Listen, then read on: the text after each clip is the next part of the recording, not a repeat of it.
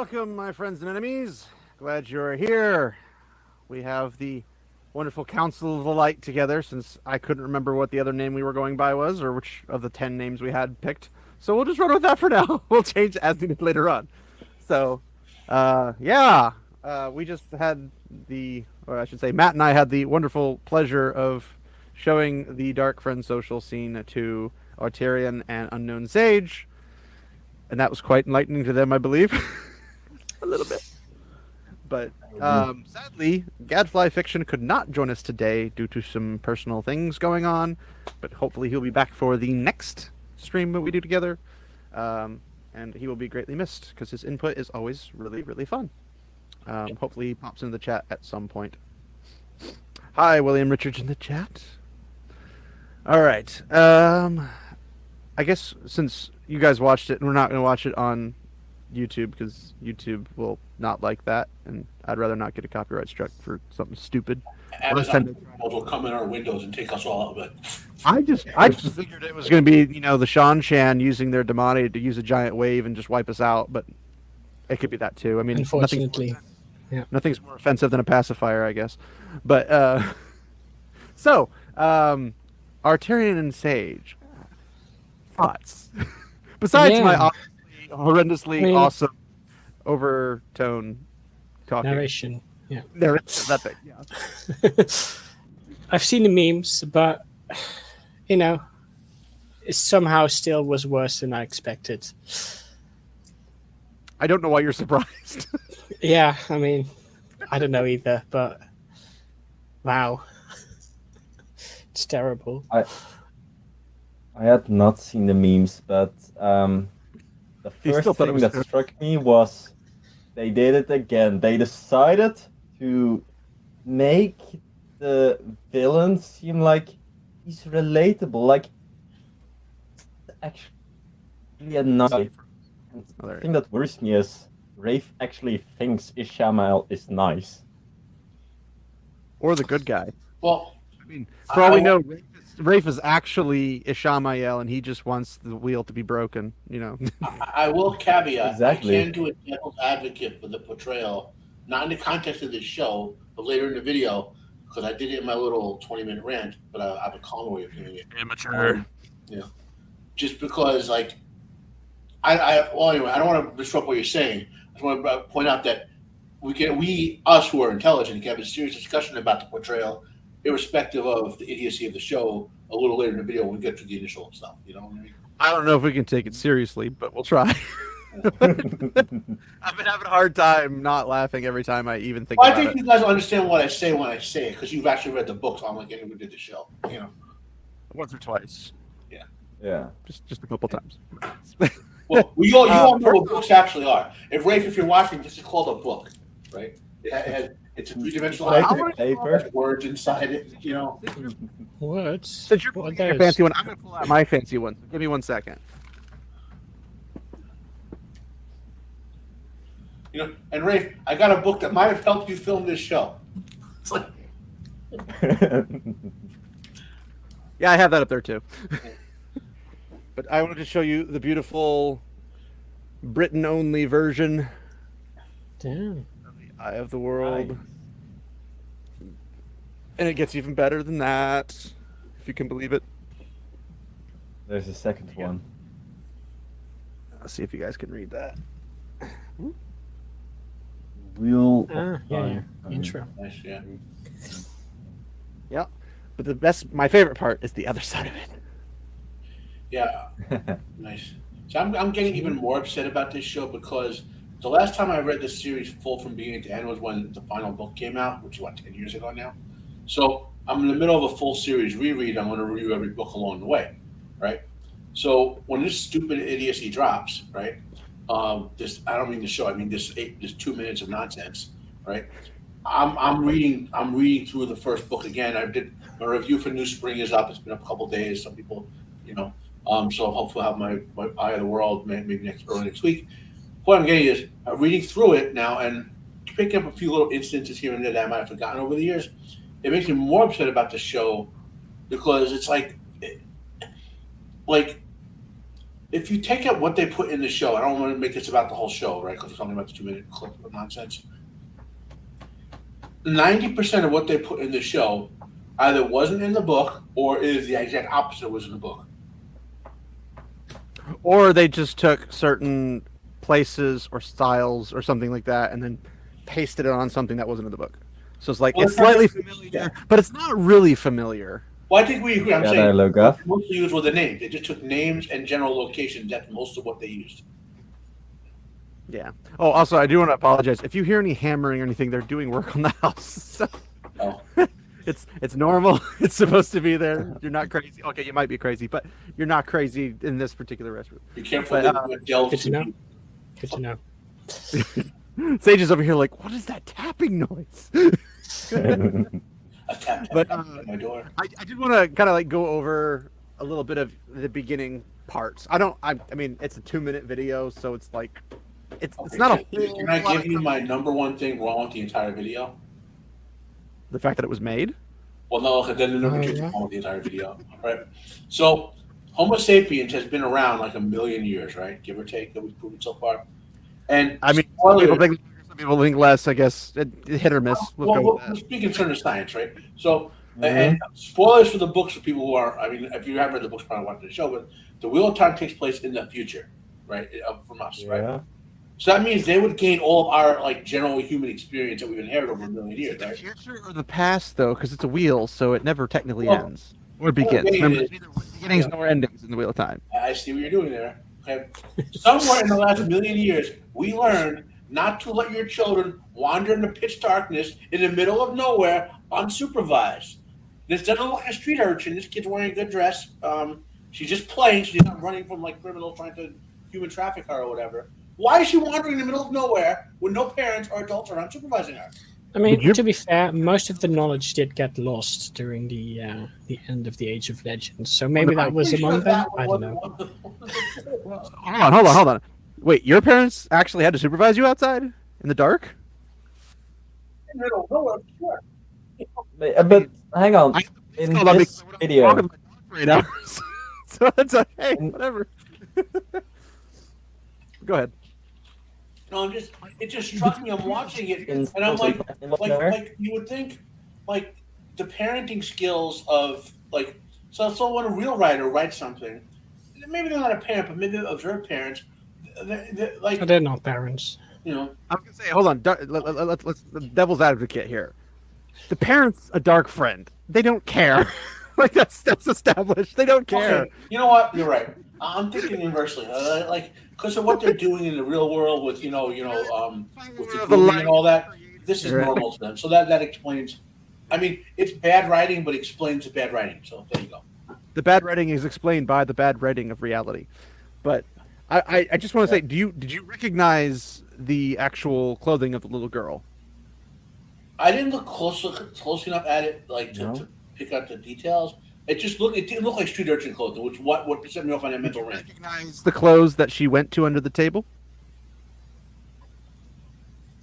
If not, It's a tinker. Oh. Oh, Yeah. Well, It's a tinker. all of The hippie clothes. hmm. But as all while of she's under the it's table, show. we also get a little eyeful of a little bit of everybody else. You get next to the fingers, Mhm, which yeah. is probably going to be the High Lady Suroth. So is she now So- in? but see, you're I feel- further ahead than I am in terms of what's wrong with that clip. Okay, I haven't even got to that yet. So she's about. Do you want to put this in a 6-hour stream? Because we'll do it, dang it. She's about 30 feet away from that door, right? Now, Yes. unless it's the actress who plays Leia who can canonically outrun adults, okay? That Trolloc is running pretty damn fast, and at the point that she starts running, the Trolloc should have been able to catch her before it got to that door. To be fair, though, the Trollocs not necessarily hostile because it knows the area it's in, just like when the Dark One, Ishamael, I don't know why they're blending them all together like it's going to trick somebody because it's like Well, everybody who's read the books it's a knows. pet peeve of mine that didn't show up a lot where I call it the Naruto effect, where the people must have watched Naruto and did not understand that these 12-year-olds were trained super soldiers by the time they were 12. That's why they could outrun adults. And now all children for the past 5 years could outrun adults. Just watch- Technically, they can't outrun the adults, but they can run much faster because I mean, an adult is a ninja and a child is a ninja. They both can move at fast speeds, but obviously Naruto's dad's the fastest. So, Well, no, the point I'm getting is that they've seen Naruto and think all 12-year-olds are Naruto now. Like Leia was like, you guys. Now that I told you about this effect, you're going to watch everything out there, and you're going to see these half riders having 12-year-olds outrun soldiers, outrun trained. Like there was a movie I saw, like a Be a Great Action film I watched a few months ago, where like a 13-year-old outran a team of Navy SEALs. Mm-hmm. And did you watch Kenobi? Because Kenobi, you have like allegedly a 9-year-old Leia. She looks like a 6-year-old. That's the point I'm making. That was terrible. Yeah. It was horrible. No. And I call that the Naruto effect, you know. But so I call that you get to there. Yeah. And then you get in there and she runs up fine. A little kid might run under the table. I can get that. I did that when I was scared. I was a little kid too, right? So that's I ran into the table more than under the table, but that's a different story. You know what I mean? Yeah. My problem is more the fact that they didn't react at all. They might have just told the actress run into the room, and she actually sees as long as I'm a little kid, I would run under the table. So maybe she did it. I don't know. This is the thing. Is like we know the setting from the books. It's just like a big open room, people just standing around. Poofy. Almost can be mistaken for a palace, according to the description. Almost. But in this situation, we're sitting at the round table, and we have the Knights of the Round Table all shrouded in darkness and whatever, and then you have, Trollocs outside. Why would the people inside be worried about Trollocs, considering the guy they're working for is the one who controls the Trollocs? This is the same thing for, the little girl. The little girl doesn't know she's not supposed to be afraid, but in terms of, the Trollocs showing up, the Trollocs aren't going to be like, eat whoever's outside and they can't get inside, magical barriers. That's not what they're doing. They won't do anything unless they're told to do something, because their boss might kill them for it. So there's a reason that the Trollocs, even if the Trolloc could beat her to the door, which if they're close enough, the thing is we hear the warbling noises and the howls and screeches and grunts or whatever. We don't know how far they are. They could come really fast. They could come really slow. They still look like beastmen from Warhammer. I don't know why. I don't know why. How do you screw this up? You know what they reminded me of, speaking of Beastman? They reminded me of Beastman from the He-Man cartoon in the 80s, with horns. I mean, I just remember the Warhammer, Total War Warhammer, the Chaos Beastmen guys. Yeah. Mm-hmm. Yeah, no, I agree. They look exactly identical. Yeah. They look identical. I'm like, these are Trollocs. Trollocs have actual features of humans. They have the human eyes. They'll have part human skin, part animal skin. They're literally grafted together. It's as I said before, you took a magical blender and you took a human and an animal and shoved it in and then spun it together and it just fused together. That's literally what they're supposed to look like, except they stand upright. Well, that's literally. If Rafe someone had bothered giving Rafe a copy of this, he might know that. Or remember we went over that the alleged wheel-time expert that they have. Remember that one person who's a wheel-time expert that Sarah Nakamura? Yeah, maybe you should give her a copy of this book. I mean, they're willing to give anybody credits for being a Wheel of Time counselor, influencer, whatever they call them, contractor or something. I'm just I would be 300 times better than her, and Dane would be 1,000 times better than her. I mean, 300 and 1,000 times 0 is still 0, so... Well, yeah, but she's still 0, but we're still 300 zeros more than she is. 1,000 times Fair 0 enough. A lot more zeros than she can pull up.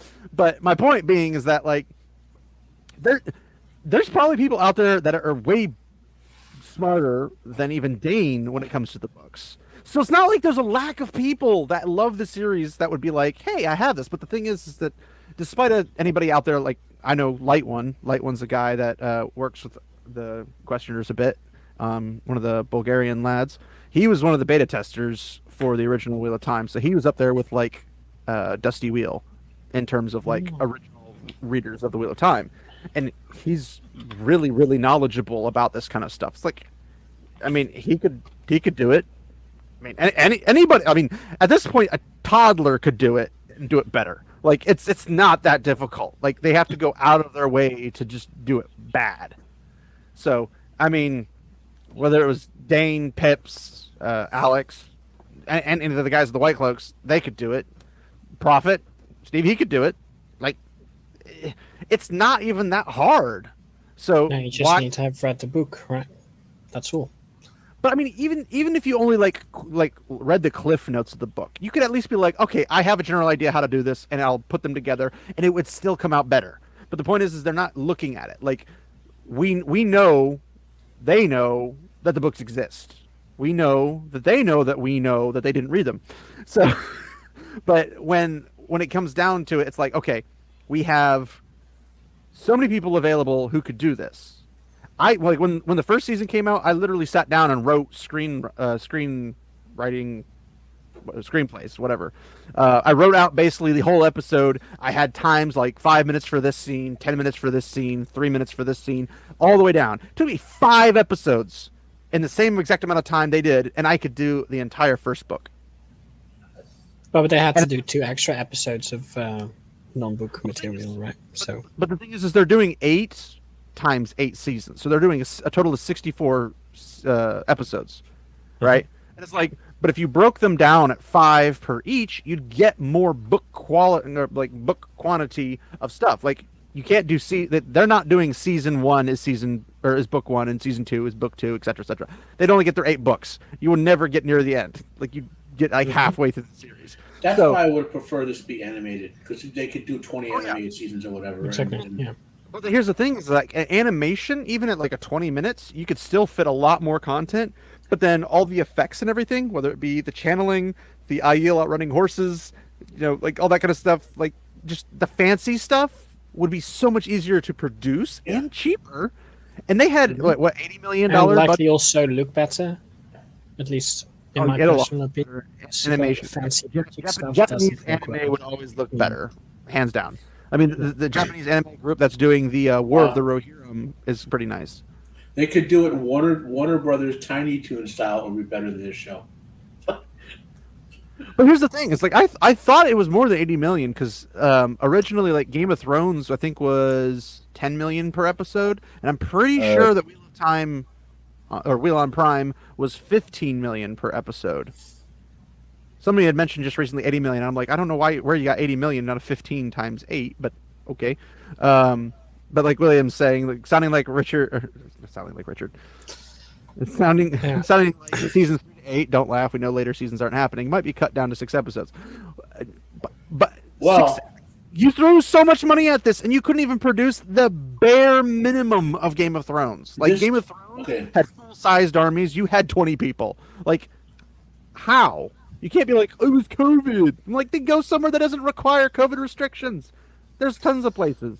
Well, in defense of Game of Thrones, right? I believe they filmed overseas for the most part. I don't know where exactly they filmed the show. So all over the place. That's the thing, and that's ironically ties into what William's saying here. The original budget was 80 million. They ran over about 35 million. I can almost guarantee you that was so they could go on vacation. Probably, yeah. Game of Thrones didn't have the problem that they had to build their own villages, let's say. Plus, Game of Thrones is a long time ago, guys. I mean, inflation matters in terms of like the budget. So if Game of Thrones was 10 million then, but it's probably like 25, 30 million episodes now. But here's the thing, though, is that if they you had to compare the first season of Game of Thrones to first season of Wheel of Time, and that's not even comparable, even with inflation. Game of Thrones the first season was like 10 million for the entire first season. Again, I'm not disagreeing with that. Well, what the number is, I'm saying we know they screwed this up. In other words, we can debate. Mm-hmm. We're smart people trying to figure out a rational explanation. The only rational explanation is they screwed this up. I mean, I hate to do this, but you remember the adaptation of the Sword of Truth? I hate bringing up Sword of Truth in context of Wheel of Time because of all the this versus that stuff back in the day. But is that the adaptation? There was a lot of it in the 90s when both series were out, claiming that both series were ripping off of each other, type of thing. Mm-hmm. Is that not I think I'm a little older than you guys, so I remember that sort of in the fandom back then. I'm like 10 years older than you. I don't know what you're talking about. Yeah. So, but that was a big back and forth. They were claiming that Good Kind was ripping off Robert Jordan. They were claiming Robert Jordan was counter ripping off Good Kind, and the fandom was like, just shut up and read the books, basically. But there was a lot of media people going back and forth about that, doing comparisons and all that sort of thing. What I'm getting at is they did an adaptation of Sword of Truth called Legend of the Seeker, right? Now, That's what I remember. Yeah, yeah, I watched it.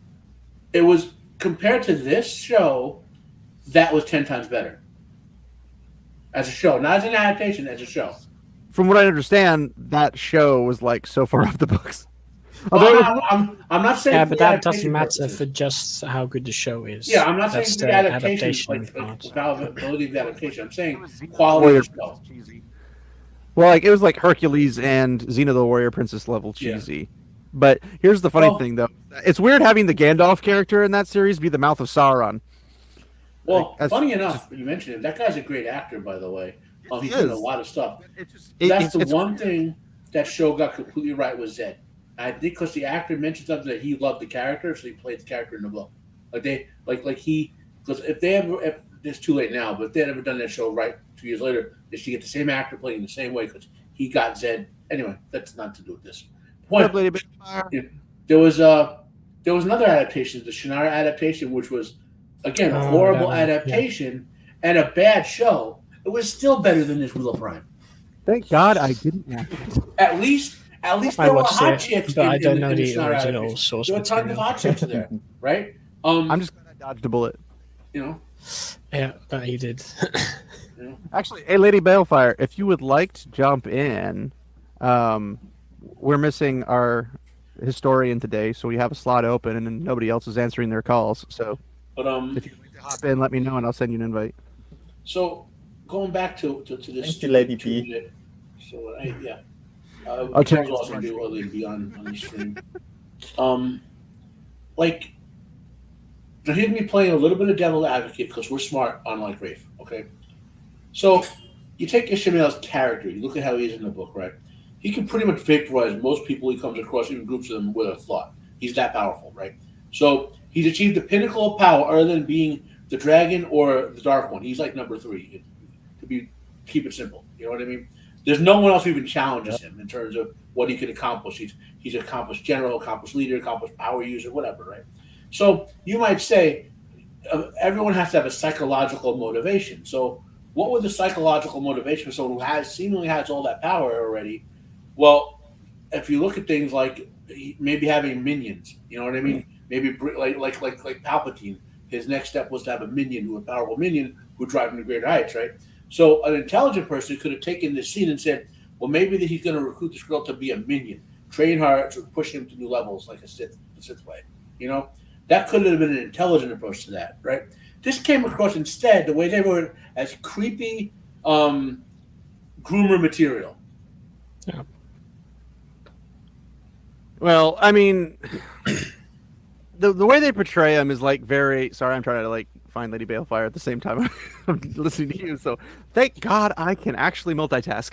But in terms of like how Ishamael or I don't even know if they're actually trying to make this the Dark One himself, because like he's like, they call me the Father of Lies, the Betrayer of Hope, Forsaken. And I'm like, okay, so you got 2 of those is actually the Chosen, and one of them is not. So, but the way you're presenting him as he's like the face of the Dark One, even more so. Is it actually the Dark? Like, are they taking Ishamael and the Dark One and merging them together? All those titles are actually Ishamael's titles, right? I think Google tried to give me a stroke, guys. So Betrayer of Hope is, and Father of Lies is the Dark One's. Betrayer of Hope is Ishamael's, and Forsaken is just the light, just the Chosen. Exactly. So it's like a one of each subcategory. So it's like, which one is he? Is he a Chosen / Forsaken? Is he the Betrayer of Hope / Ishamael, or is he the Father of Lies / Dark One? We can't tell, but you think that if the other Chosen / Forsaken were available, we would know. So I go to IMDb to look up the actor who plays Ishmael, see if they list him as Ishmael or whatever, like what they're billing him in the show. And I go to Google, type in IMDb to get it real fast, and I click on the link, and Sarah Nakamura's page pops up. Just it takes me straight to our stupid page. But to be fair, though, Ishamael also claims the name Baalzamon, which is also actually for the Dark One, I think. He utilizes it, yes. But here's the thing: is that the way they're presenting him I can't tell if they're trying to be like, oh, this is Ishii, and then all of a sudden, psych, it's the Dark One. Because so far, nothing has made sense that they've done. So how can we be sure that it's actually going to be Ishii? And if not, point. did they take several of the Forsaken / Chosen and merge them together because they can't afford to have 13 people or whatever? Like, I don't know. They couldn't afford to have an army larger than 25 people, so I'm assuming they can't afford to hire people. That's my first. Right. No, that makes sense. They also couldn't afford to have a room full of people. Instead, just they had like 8 around the table. The funny thing is, the actor's name is it Fares? No idea. I haven't. I think because when I go to IMDb, they list the Dark One as Fares. I don't see an Ishmael. I don't see a Balaman. Well, that could partially be because they don't want to give away who he is. Like he's in the first season, he announced himself as the Dark One kind of thing. So them marking him down as the Dark One now until he's released or I should say revealed as the Dark One. Oh, sorry, Lady Balefire. Just realized you were there. Hey, yeah, I just got everything set up. How are you guys doing? Well, we're having a stroke after watching this thing, so Isn't that like the most ridiculous thing you've ever seen? I mean, Yes, absolutely. and can we just talk about? It is. I'm just like okay. So I never like officially worked in the entertainment industry, but I went to film school and stuff. And one of the coolest things that I got to do in film school was the company I was interning for had an Oscar-nominated film. So we did the whole process of getting the nomination and then promoting that. And we did a lot of interesting kind of different marketing strategies. And was lying one of them. yeah, no. It was fun. And I was just thinking because the teacher that got me into that position, she worked for that company. She did a lot about marketing and distributing independent film, and I'm just like, and I got to look from an advertising standpoint. It's like, what are they doing with putting this preview at the end of episode 8? There's no press releases. There's no announcements. There's freaking nothing, and I'm just like, this is insane. Well, I would say, what other changes might they have snuck in that they didn't tell anyone about? Well, Good I can points. guarantee you. Well, considering the amount of people that are in the pro Wheel of Prime group, nobody has mentioned anything, and all of them are like rewatching the entire series multiple times because they're trying to get as many views as they can for it as possible. But like, I don't know. I was like, yes, 10 of you, you're going to change the world. Don't worry. But it's one of those things where it's like, okay, you guys are watching the whole thing. This is the only part you guys noticed that was different. So I don't think they snuck anything else in. That or everyone they did, honestly. blocked Makes it out sense. so that when they did come across something new, they just assumed it was part of the actual thing. It's like, wow, this is terrible. Must have been part of the season 1 already. But it's like, I think the reason they snuck it in. The reason they snuck it in is because they're expecting when season 2 comes out, they're expecting people to binge watch the first season and get that little taste of it. I know it's laughable, but I think that's what they're doing. Because No, that's the I only- think so too. It's really the only thing that makes sense is that it would just increase, or like at least for even just that episode, it would increase the watch minutes on it, and I just think that is so silly. I mean, I just say their like promotions are freaking laughable. Like there's no press releases on it. There's no events. There's no like interviews. There's no like fluff piece kind of stuff. Like there's just nothing. Well, the only way I think they're utilizing it, because the only thing I've seen is on X / Twitter, whatever you want to call it now, X. They have like, a Twitter. decent size. Twitter. Nice. Twat, yeah, I've always called that's it what I call it. X is kind of a stupid name, yeah. We should just call it Twixer. But, but anyway, I've seen like a lot of their marketing on Twitter. I'm like, Yeah. you guys do realize that Twitter may be big, but not that many people use it. Like a majority of people who use Amazon probably don't use Twixer, and it's like that's a strange place. But then all of the influencers on there are like, oh, let's go spread it on our platforms. And I saw I know. And you know what's weird about that too is like, remember when the trailer came out and it was like a few people are like, look, we got like 5 frames from the preview, and they're making gifs of it, and I'm just like, what is this? When season 2 trailer came out, I made a whole lot of those too with Steve. No, Like- yeah, but with Steve, like, because I watched it with him. Oh, I'm sorry.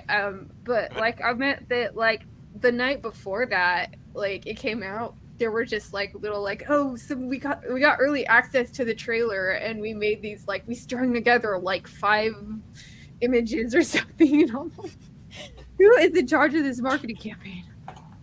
Well, what I think is going on is because the Twixter group is seeping into the YouTube influencers, and the YouTube influencers are pushing it onto their channels in YouTube, which is their marketing, which I think is poor marketing, honestly. But it's one of those things where, like, I saw some channel that I've never seen or heard of before. It's some total normie who's like, yeah, I'm really excited about this. I skipped my dinner. And I'm like, I don't know if you Why saw would you skip dinner for that? Just eat it at the same time as you're watching. Content creators have to make You content. throw up.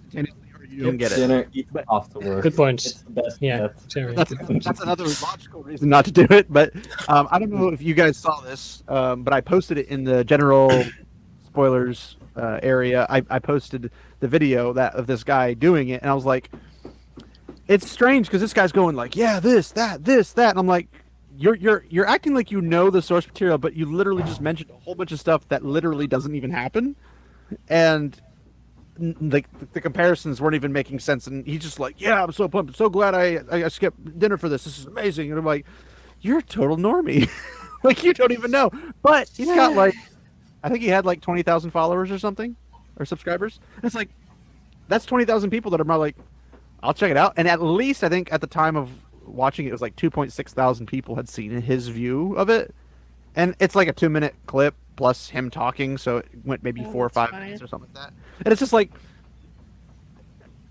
I mean, is anybody really getting like pumped up for this, or they just like, I like this guy's content? Like, the guy was even wearing, like, as a normie, he's wearing a Wheel of Time shirt that just says Wheel of Time, but like in black and white, like rotated. And I'm like, I didn't even see any like merch or anything. Like, I haven't seen no merchandise for this series at all.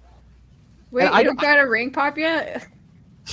No, I don't. The I'll only check ring, those. yeah. The only merch I've ever seen for Wheel of Time was Tavir and Tees before they lost the license for it, which is where I got my Crowns dice thing, which is really fun. And I even got the T-shirt with all the swear words on it from Wheel Oh of my Time. gosh, that's so cool. It Blood is and bloody ashes. Oh, it was Right. all of them. It was all of them. Mother's milk and burning cup. Mother's Milk in a Cup, Son of a Goat, Daughter of the Sands, Blood and Bloody Ashes, like Flaming, Oh, yeah. all of it. All of it's on it. Burn My Soul, it's all great stuff. Unfortunately, I don't fit it anymore, which is depressing. I know. I need to figure out how to break the law to get another copy of it. But so in Minecraft. But yeah, so course. the little girl is wearing a tinker's outfit. Her mom's a tinker, who is at the counter or underneath the table. She runs up. First was the lady from the Tinkers, but as she's looking around, she spots different things. We see, assumedly, Lady Suroff with her freaking huge long nails, which are way too long for what the book's described. And I'm like, hey, it's X2 from X-Men, nice. But then we see, obviously, Put On Fane does this little pedophile look thing, which is really creepy. Here's the Everything thing. about this was really creepy in, like, not a scary way, but like, Cringy? like little kids. Like, why is this here? Like, Yeah, that scene needed Tim Ballard to sweep in there and save that little girl. I know. I'm like, this reminds me of that one time in like Sound of Freedom, like when all these guys are taking kids to the island. I mean, better yet, he shows up and kills everybody and then gets the girl out, you know. Yeah. But here's my... shoots Ishmael in the head. And then she's like, "Oh, was that supposed to hurt?" But the funny thing was, like, I had one major problem with this. And I don't know if any of you guys have thought of it yet. I kind of came to my head just randomly yesterday. Just Put on following. the major one, the major one. Put On Fane is at the Darkfriend social, which He's is literally in jail, impossible. right? He's in jail at the time. That's not even the In the books, yeah. That's In the books, yeah. In the show, he walked out the scot-free. show keep in mind, he has the dagger. Yeah, he has Yeah. a dagger and he has the horn. Yeah, but here's the thing. Bran Fane, when he gets the dagger, ceases to be a solely Darkfriend. He becomes something more. He's connected but still separate from the Dark One because of the dagger. Yeah, I get what you're saying there. And when I saw that, I was like, are they erasing that? Like, because in the book, like you were saying, I know, I don't get it. I got the impression even when he became a Darkfriend, he was really just using the Darkfriend because he's like in AD&D terms, he's neutral evil. Whereas to be a Darkfriend, you got to be lawful evil. To use that's the way I kind of No, because Moraine talks about when she went to see him in the dungeons, all the terrible things he's done even before he came to the Two Rivers. Like he was through and through a dark friend. Like his heart was blacker than. What I mean is he was true and true evil, and he happened to be a Darkfriend. Like he's not like I'm gonna follow Satan evil. I'm gonna be evil, and then, he was bad before. Yeah, I know what you mean. But then the dagger is going to corrupt him on top of that. Yeah, that's what I was. Yeah. But his connection, because the Dark One basically had him marked, and then forced him to chase Rand by having, I guess, the boys marked. I'm not really sure how. Like he was supposed to come within a certain distance and then basically shuffle after them, like Gollum after Frodo and Sam. I don't really know. I don't really know the details of how the mark worked, but that was how Fane mentioned it in the books. Well, like draws to like, because Rand had the Shadar Logoth, whatever, the wound. You know what I mean? How would you want to describe that? No, but that's only after. That's after. That's Falma. Yeah. Okay, I guess. Yeah, I guess. It's been a long since I've read I'm rereading the whole sequence again for the first time in 10 years. That wasn't Falma. That was Tarwin's Gap, and then it happened again. Or no, was it Tarwin's Gap or was it? No, it was at Farmer. Like that's where he gets stabbed, and then Min saves him, or she gets up on him, and because he sheathes a sword to get Balsamon to go after him. He could get Balsamon good, which he does. But and then unless Rand picked something up because he was with Matt when Matt originally got the dagger. Well, there nothing was shown. So no, I don't mean pick something up like pick something up. I mean he got something of Shadar Logoth tainting him, as it were. Yeah, because he took it. You know how, like Typhoid No, Mary. I think it's different because you know? I'm pretty sure this was already in place before Fane went to Shadar Logoth, as they call it. This is why Fane found them in Barillon. Yeah. Exactly. Yeah. So unless Rand is just. I'm not sure if it's ever described exactly how it works. How it happens, but it describes that when he went to the Two Rivers, he marked them as people of interest or something, and somehow the Dark One chain links him to it. So he's like a compass. He knows where they're at. He doesn't know the exact pinpoint, but he knows the direction. So he just goes. And in addition, I think he also has a desire or something implanted in his brain that he needs to seek them out.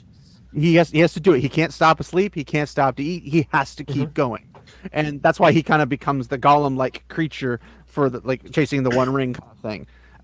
Which maybe that's where Robert Jordan got it from. I don't know, but no, and Robert Jordan pulls a lot of Celtic stuff for this, right? But he's also heavily influenced by Tolkien. So the Gias is a Celtic thing. Gias is a binding. Fairy binder and you to complete a task no matter what, even if you kill yourself doing it. So I'm willing to that's.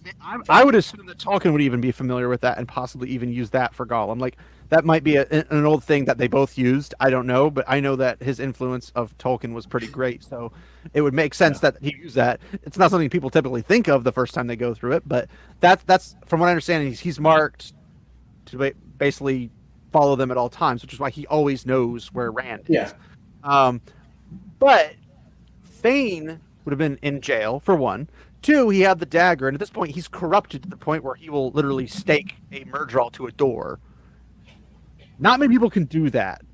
That takes a very special type. And the corruption. Is it the dagger that corrupts him, though, or is it just the fact that he semi-merged with Mordeth?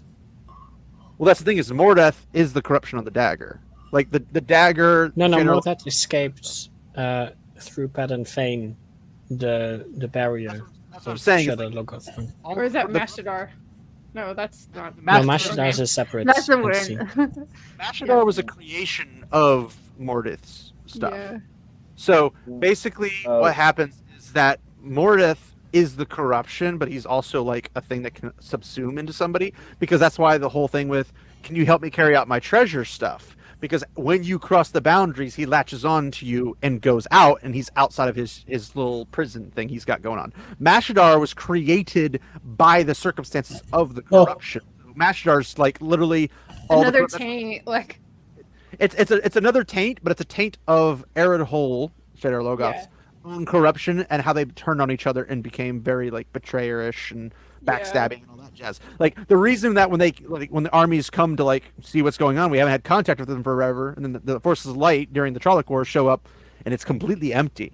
There's no bones, there's no blood, there's nothing. When they had the story of the Trollocs going in, and they came in to see like what's going on, the Trollocs are gone. There's no blood, there's no nothing. Like it's scrubbed clean. Like it's a full reset. It's like a video game practically. They full reset Shadar Logoth every single night, seemingly. But Mashdar is locked. It's like Machin Shin, but for specifically Shadar Logoth. And I love when I hear people say Shadar Logoth.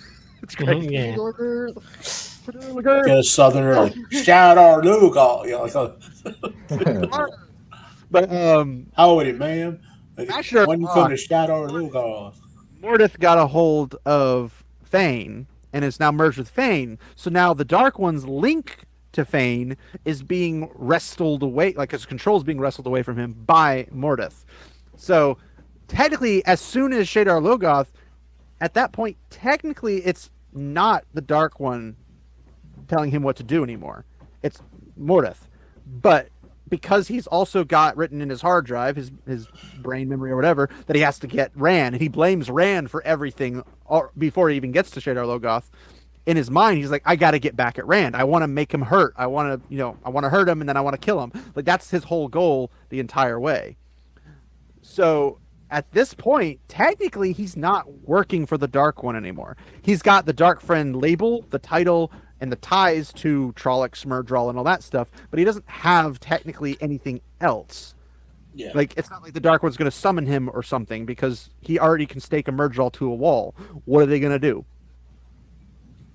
Send the Forsaken after him? Like, I think it's even pointed out at some point in the books that even, who are the dead guys? The dead assassins. Shoot, I'm blanking on it. Greymen, guys. Greymen, yes, the Greymen. Thank you. The Soulless. It's. I think in a certain scene, the Soulless were sent after him by I think the Chosen to kill him because he's not in the Dark One's camp.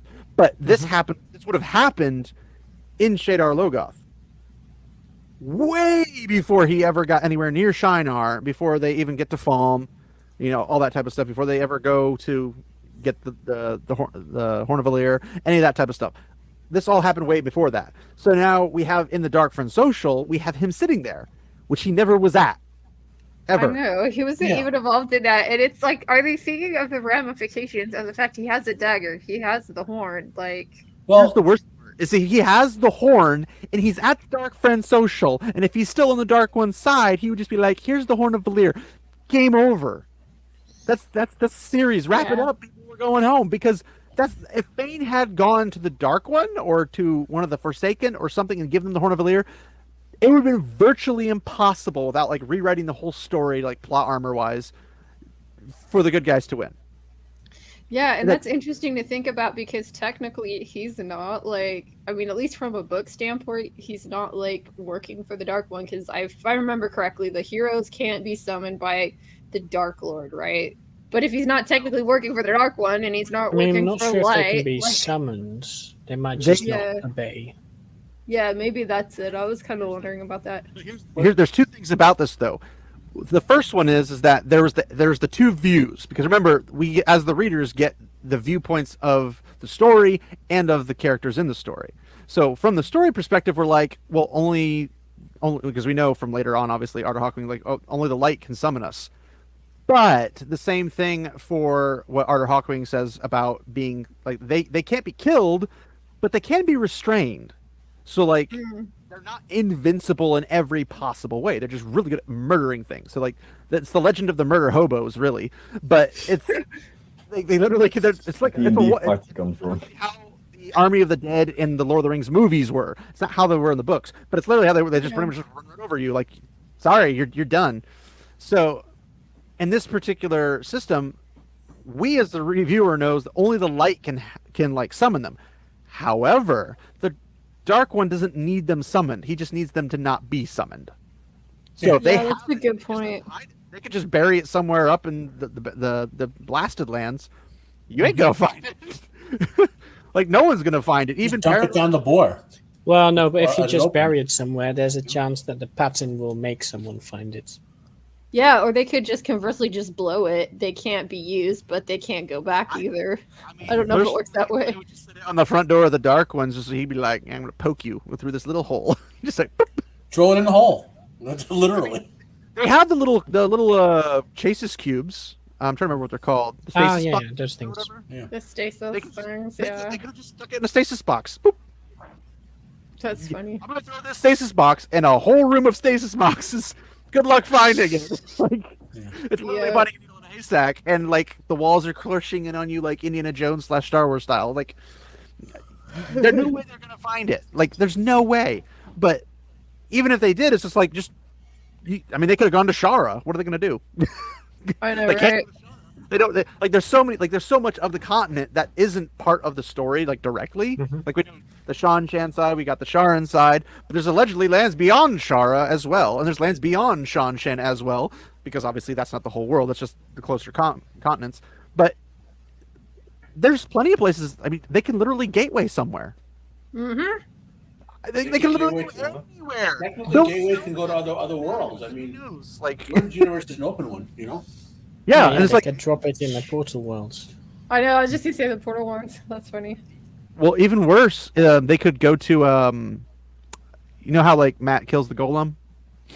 Just throw it through the waves. Yeah. Bye. You can't kill the golem, but you can make sure he can't do anything for forever.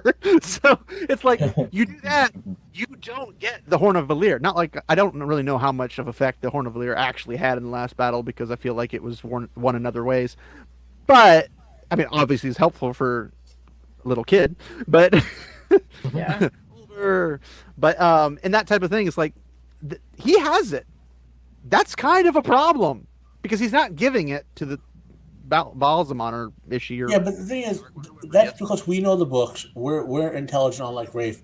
Like, you know what I mean? Like we see the problems there, whereas these guys in the show, like you know how in a little kids cartoon, all the villains get together for the super villains council. That's what Yes. this is.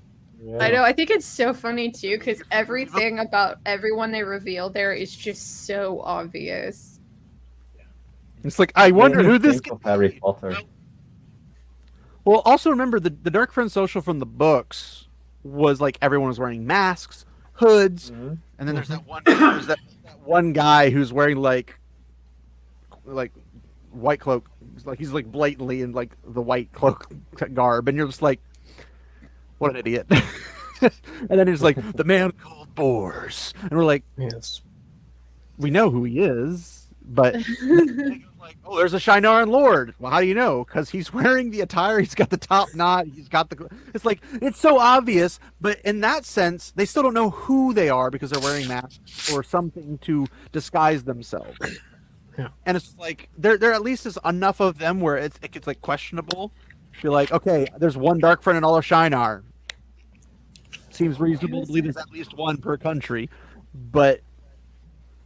I don't know. think This what one, I hate so much about that is just like what happens. Everything about that scene, it's just, you know, high fantasy is really big on the whole idea that there is absolute good and there is absolute evil. Evil is evil, good is good. And here we are having this scene trying to say, oh, you know, Trollocs are just, you know, misunderstood. They're nice. Like, oh, I'm like, the I hate crap. that. Well, it's like Adar. You guys remember that? Yes. what if they're evil? What if they just want to Well, eat? Very lazy name, by the way. I mean, in the actual materials, not the stupid shows, right? Okay, so in the actual materials, even Tolkien was troubled by the nature of orcs, like that they were like he did not like the idea that they were just born evil. Well, Yeah. there's multiple backstories, and he had to kind of settle on one, but he never like fully Well, he didn't live long enough. I mean, He didn't want them to be automatons because he wanted them to have some. They weren't real villains basically. They were just automatons. And then he thought, well, then it was the default was the corrupted elves. That's the highest level of it, so to speak. Yeah. But then he felt the idea was, well, but if they're just born evil, like as a Catholic, that conflicted with him. You know what I mean? Because we're not born evil, you know. Mhm. And I think I'm not saying that Jordan took Trollocs from orcs. I'm not going that far, right? But if you look in the materials, they're kind of loosely constructed. How same way Melkor and Sauron made orcs. You know, Yeah, their souls are twisted. yeah. Well, Right. The twisting and the corruption of the souls is the most neutral way to do it. While for like Tolkien being Catholic, how to deal with it is because they're not inherently evil. Because I mean, it's kind of one of those disgusting things to think about. Is orcs have breeding pits. That's just freaking weird. But it's like they had to spawn. Okay. So when they spawn them, they could have been corrupted through that act. They could have been corrupted by a genetic corruption that Morgoth instilled into them. We don't know. Okay. The reason the corrupted elves thing Twisted together and corrupted instantly. Like that's what we know about them. Yeah. Well, I'm saying the reason the corrupted elves is the highest order explanation is because that was the one that had the solution for it, even if Tolkien was uncomfortable with it, because when they die, they're still elves, their souls go to souls of Mandos, they can be fixed there. You know what I mean? So he was uncomfortable with, but anyway, so Technically, they could withstand that and decide not to go. no, you can't. If you're an elf, the only thing holding you, if you're immortal, There you were evil can't- spirits that were things that refused to return. No, that's the Ainur. Okay, if you're immortal, which means elf or man, mortal man goes outside the void. Mortal elf goes to the halls of Mandos. No ifs and buts, unless Sauron held the 9 mortal men close to the ring. I'm trying to remember. It depends on which part Sauron, the same thing with the wraiths in the battle raids. Sauron put them there. The ones that they fought the hobbits. Okay, because he bound them there, so to speak.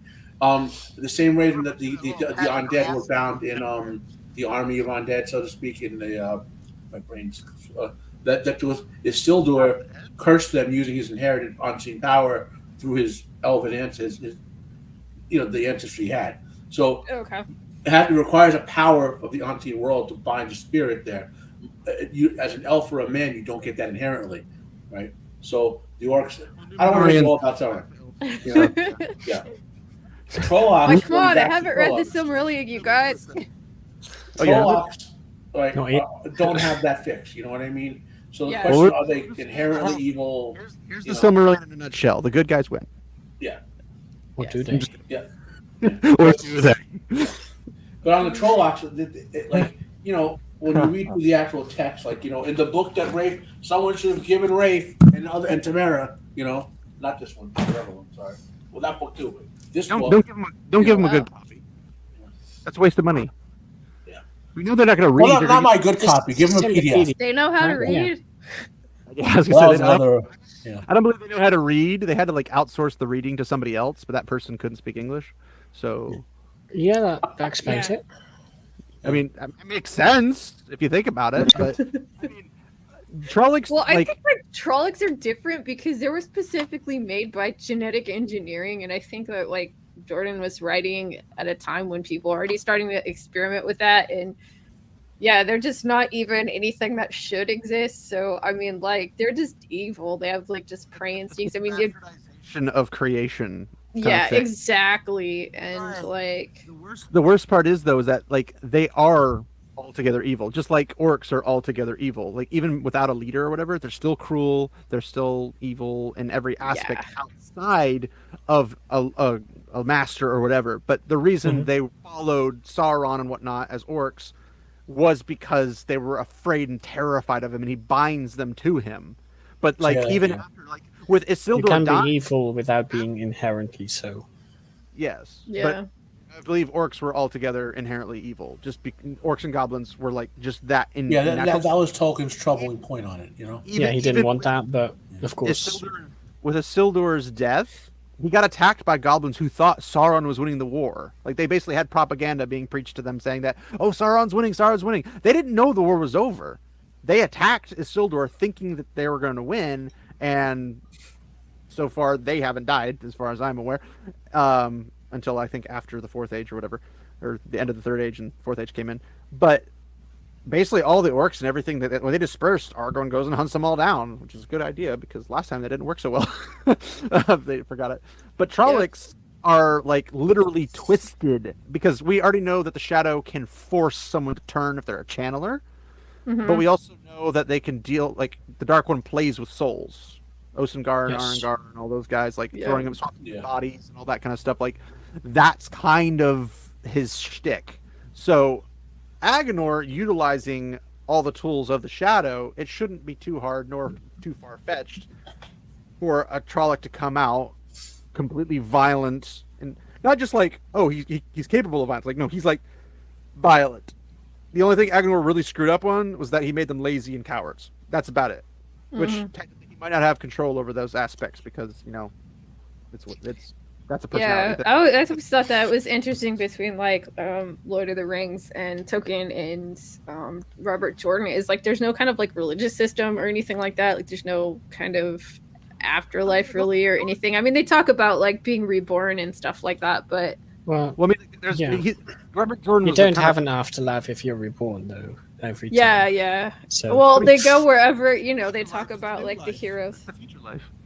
But I think like Robert Jordan was a bit of a deist, so he utilized the creator as like a deist thing. But he did it differently than like Eru Ilúvatar. Eru Ilúvatar was like God, as in like the Christian God, the Catholic God, and he creates everything just like the Catholic Christian God. He uses music, which one could argue the Catholic Christian God did, but then you know you get to the creator from Wheel of Time, and it's like he's kind of. It seems the first several read-throughs I went through, I was just like, so this guy just literally makes everything and just walks away. Like that just seems kind of like, why did you bother?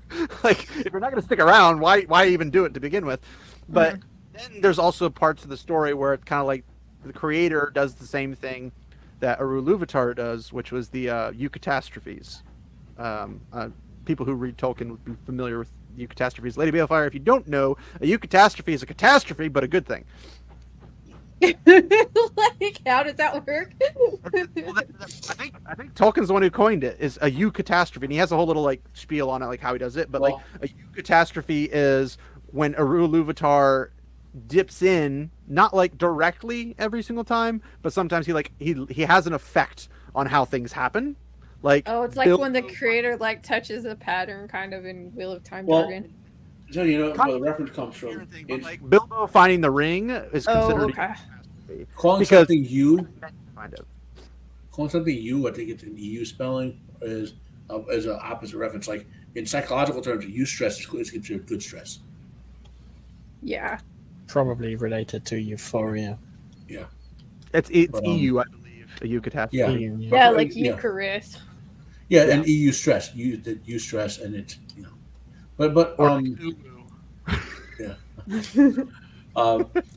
I don't think Jordan was creating Wheel of Time with the intent to comply with his religion per se, whereas Tolkien felt he had to do that because he was expressing a moral he doesn't believe in why is my brain just not working right now? Anyway, who are we talking about? Robert Jordan? Tolkien. You know, he didn't believe what? Tolkien hates allegory, right? So yes, so his storytelling does include morality, but he's not saying this war represents the morality of that war, or this person represents the morality of that person. Like Aragorn morality represents Aragorn, not some stand-in for Aragorn or whatever. Yeah. A lot of people, especially in like Christianity, would not take Aragorn as like he's the return of the king, aka he's Jesus come back to slay the Satan and all that jazz. Like, but he even has healing powers. Even if you could put a parallel, that's not what it's supposed to be about. Now, it's technically a Catholic work, but it's not like an allegory. It's not the Chronicles of Narnia. It's not Aslan is Jesus. It's like this guy's this guy. This guy's this guy. Fight me. I firmly believe the Return of the King and Return of the King is Theoden, my guy Theoden. Like, yeah, he really shines. I don't have any other reason. Let's just do it. Yeah, I mean, I guess it depends. Is this the white-haired, braided Jamaican Theoden, or? Oh my god, I haven't even seen then that. You get that guy who played the king on Walking Dead to play Theoden in some remake. What about the white hair braided Eowyn Jamaican? Ugh. No. But, I saw enough of like freaking House of the Dragon. I hate that so much. The Valyrians. Yeah. I've seen different people like Mahler and Nerdrotic, but I've even seen like Shad talk about it and like how it's okay because they kept the purple eyes, they got the white hair. I don't think it's okay. It's like it's not. I mean, probably for the same guys that like Black Elves and stuff is weird. It was like they're pretending like he didn't even create like a world. There's people like Well, that's the thing is they don't care about the creations, and I have this major problem with pretty much everything that I talk about, which I actually have a video coming up about Disney, and it's taken me 4 days to edit even only half the video. It's a pain in the butt. I'm not an editor. This is way out of my wheelhouse. It's taking a long time. It's gonna be funny, I think, mostly because I laugh at my own jokes. But nice. Yes, I know. I impress myself every day. But in terms of like when it comes to any of the characters where they do a character swaps or anything like that, like who's the one queen that they did in England that's like she's a redhead and now she's black? Oh yeah, Mary Queen of Scots. No, or it was like Elizabeth or something. I don't know. There's a different one. They did Elizabeth. Victoria and it's one of Henry's wives, I thought. Oh, Anne Boleyn. Yeah, Anne Boleyn, that was so freaking dumb. It's just like, but how? Okay, like so I don't even understand. It doesn't make any sense. It's like it doesn't need to make sense. If they were doing that just to get a great actress to play the role, I wouldn't care. They're not doing it for that reason. They're doing it to. They weren't doing it as a historical. I don't think. Well, even if like Shakespeare, or like some kind of a Shakespeare play or something, I really wouldn't care about who's playing the characters. Well, let's say the people of Nigeria wanted to make a Lord of the Rings. There would be no white people in the whole thing. I mean, you know what I mean. I don't have a problem with. They'd be the orcs. Well, my point is, in a world of meritocracy, where people are judged by the content of their character, not the color of their skin, to quote a famous person that the left may have forgot about. They don't know who that is. Yeah. Yeah. Also, they don't. I don't have a problem with getting the best act, like when they had Idris Elba play Helmdale. Okay, because those are space aliens. They're not the real mythological beings, so to speak. The ones that you're right. So like. Or even I'll play devil's advocate for here. Okay, so the Princess Disa character, the actress who plays her is actually a really good actress in other stuff. She's a nut job, but maybe she's a good actress. I've seen a couple of things she's done. They're really good adult pretenders. Yeah, she's done a bunch of Broadway stuff. Whatever you call Broadway in England, she's done stage productions. She's an accomplished actress, probably the best actress on the whole show from a accomplishment point of view. I thought the performance was okay. She stood out and like she was one of the few good actors of the Rings of Power. So but that's not saying very much. If they weren't wokeifying it, and like if they hadn't wokeified this, and they said, well, we're gonna have this actress play Princess Disa, they just got a great actress, and we can pretend she looks like a European dwarf. You know what I mean? Well, I've gotten into several arguments on Facebook, I know, shocking, with people who are like claiming, you're racist because you don't want black people in the Northern. I'm like, I never said that. I'm just saying you're putting them in the wrong roles because the world is set already. Like, you're saying they should be playing the orcs? The orcs aren't black either, you racist. But yeah, no, but they think they are. The fact that they think that orcs are black, it makes them the racist. They just don't realize it. But and the ironic part is they make orcs white in Rings of Power, which is funny. But like, my point was like, okay, it's the setting. The setting itself makes everything come together. Like if it's set in motion, like the authors completed the series, like Robert Jordan or Tolkien or C.S. Lewis or somebody writing a big fantasy series or whatever. It's set in stone. You can't change it. You can't make Mr. Tumnus an elephant. It just doesn't fit. No, I'm saying if over the course of making an adaptation, one or two actors are of different ethnicity, but you're getting the best possible actor, I'm not going to cry over that, right? If it was actually a good story and well performed, people would be less inclined to complain about it. But there'd always be that thing, that shadow hanging over it saying, why did they change this? Because Mhm. every time they're like, we got the best actor available. Look at Perrin in Wheel of Time. Did they though? Did they Did they really? know? Did they get the best actor? Because so far all he's done is I entire want to time- go a step further, and I think it's very disrespectful that they have like race swap characters, especially in Lord of the Rings, because of what the intent of the author was, is to give like England and English people like a mythology that they didn't necessarily have, and I think it's really silly to try. That's fine. I don't disagree. Fully with that agree either. there. What I'm saying is people need to, like, the people focus on the race swap and not the why of the race swap. Well, yeah, I And get to the why too. The I why don't is like the why to, is the like- bigger issue, you know. Well, that's true. I think it's generally always to be avoided.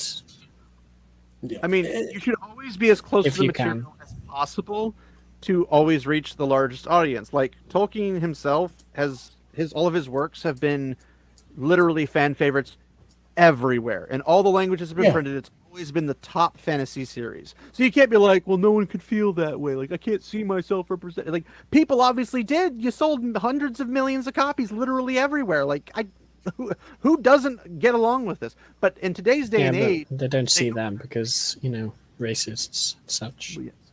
well, like even like what how Lady Balefire was saying about like it's for England, it's their mythos and all that jazz. It is for England, but the thing is in modern people, like they don't teach kids history these days. I know I worked in a school for a little bit. They don't teach them anything squat. So they think that England's always been multicultural. And I hate to break it, I'm pretty sure America was the first multicultural in like history. Everywhere else was heavily homogenized. Also, they Mediterranean- generally Heavily conflate multicultural with ethnically diverse. This is why we need Gadfly here. But The Mediterranean had a lot of Yeah, I would say Mostly Romans, cultural like stuff, the yeah. Roman Empire was pretty like diverse. Look at especially me. in I'm certain areas. Sicilian. I'm Empire part Arabic, was- part Norse, part obviously part Italian native, so to speak. to be fair, But though, yeah, the Roman Empire still was geographically families, segregated generations down the line. Like you're not like we didn't go from ancient Rome to you, Matt. Like the same thing for me. I'm Sicilian. Like we didn't go from Rome, Sicily, modern Sicily, like modern Italian Americans and stuff. Like we didn't do that. We had generations of mixing. Now keep in mind, I didn't say that the Romans didn't have control over a whole lot of places, but all the places they had control of were still those places. No, You what went I'm to saying is, Greek. If you went to the Middle East or to like Israel, you were still Hebrew. Like if you went to Macedon, you were still Macedonian. If you went to Egypt, you were still Egyptian. Like you were still homogenized. You were just ruled by somebody. That's Well, a different story. yeah. We're talking like a melting pot where America, where we had people from everywhere come in and just intermarry, yeah, okay, that I agree with. I thought you meant, but like, No. There's been like it's the same thing for Wheel of Prime. Like if they have people from different places, that's fine. Like Tar Valon is the best melting pot they have for the show, besides Sean Chan, obviously. But because it's not a homogenous city of its It's own. the center of the world, right? An amalgamation of all the other places into one place. It's the perfect place for diversity, if you could do it right. But if you go to Kyrian, Camelin, Ebu Dar, Tyr, Ilion, freaking I know they like miss that so much on that show. It's so they silly. butchered it. I'm like, but now we have nowhere exotic to go because everywhere is the same as everywhere else. Like you go to this place, they got black people, Asian people, Well, no, the redheads. Seanchan Empire is still exotic because they have fancy outfits. They have pacifiers and blackface. Yes, exactly. I mean, I'm so like hung up on how silly all of that is, and the thing about the costuming, and it's like, yeah, we just literally, I predicted this. I said, like they're doing that because they want to do the whole like we're silencing women thing, and that is literally what they said, and I'm just like, okay. well, that's not even the funny thing. Is like they were saying we don't want to use collars because that'd be insensitive to people. So instead, they shut up women by sticking a pacifier in their mouth. I'm like, that's not insensitive. Like, No, because they do that to themselves in their protests as well. Mm-hmm. I thought that was I something was glue I was expecting to see like a pussy hat or something, and yeah, you know, little pink hat with the cat ears. yeah, Honestly, if anything, that would probably increase the quality of the wardrobe. Like, let's be honest. probably. I mean, there were some really cringe things, and the fact that like how are we in 2023 and they still can't figure out how to make a costume weathered? I know that's like Why so is bad. it always brain? Well, I think There were they have figured zippers, it guys. out. Just Zippers. not these people. Yeah, I they don't had think zip. they're doing a lot of original costumes for this show. I think they're renting. I think They're they're just- using the vast rental I don't know system. what it was. I It's watched also a I video. agree, a Matt. cosplayer. Is it have you guys watched any of the Sword and Pens Reforged, I think is the channel on YouTube? It's this she's an editor Oh for yeah, books, yeah. Yeah. and she's doing a first go through. Like she's never read Wheel of Time, she's never watched the Wheel of Prime, but she's doing them simultaneously. So she's like on chapter 36 or something of Eye of the World while going through like I think episode 3 or 4 You of just dropped episode 3. yeah. And she says some things that are incorrect, but she can't really help it. She doesn't know the future and everything. She's throwing out her own ideas, so I'm not going to Well, hold plus her. she's a first-time reader. She misses details. So what was you know? this one called? Sword and Pen Reforged, I believe. It's like her secondary channel, and she's doing like reviews on things. And I was like, She's a wow, professional editor. yeah, she's a professional editor, and she's going like, did they even have an editor for this? Because like, how did this get past your editor? Because She has there like were a half-an-hour rant on like Land and Nynaeve. Oh, did she do? Is she like a film editor? No, Okay. she's an editor, like a script editor. Like, Oh, she's- okay. Yeah, I have so many questions about that too. I mean, the development on that was non-existent. Like, what is a character arc? Like, Well, what is motivation? I'm not gonna spoil too much of her video, but she has one video where she talks about the relationship when Lan and Oh, there we go. Mule says it's called Sword and Pen Reflections. Thank you, Mule. Good to see you too. Gonna give that a look after. Well, not today because well, she has this part some in point. the recent episode about Nynaeve sneaking up on Lan after Shadar Lagirth, and pretty much she goes and shows like, okay, Nynaeve wants to know answers. She wants answers from Moraine. Moraine can't do anything because she's kind of unconscious and hurting because she's been stabbed in the side or in the shoulder for like 6-7 days now. Like Yeah. how that happened, I don't even know. But she's been stabbed since Winter's Night, and basically, we lost Arterian. Okay, he'll come back, I suppose. Yeah, well, I mean, this happens more than once. It happens often. Yeah. The first time, but basically, she wants answers. Nynaeve can't do anything, but she's holding Lan hostage allegedly with a knife, and saying, "You're gonna like." She needs to tell me. It's like, well, she can't really tell you. Oh, okay. I can't really tell you because, I don't know. Moraine knows, and you need to get Moraine better. And she's like, I'm not going to heal her. Well, then you're not going to get your answers. And it's like this big back and forth where all these things where she's like trying to bluff each other. Like they're trying to bluff each other for no reason when they know that the outcome is if you want answers, you have to heal her. Like you just spent like 5 minutes of dialogue. That's literally the dumbest dialogue you could Also, possibly. completely out of character. Plus, they make Land look stupid. Well, the thing is that this is the first time they met.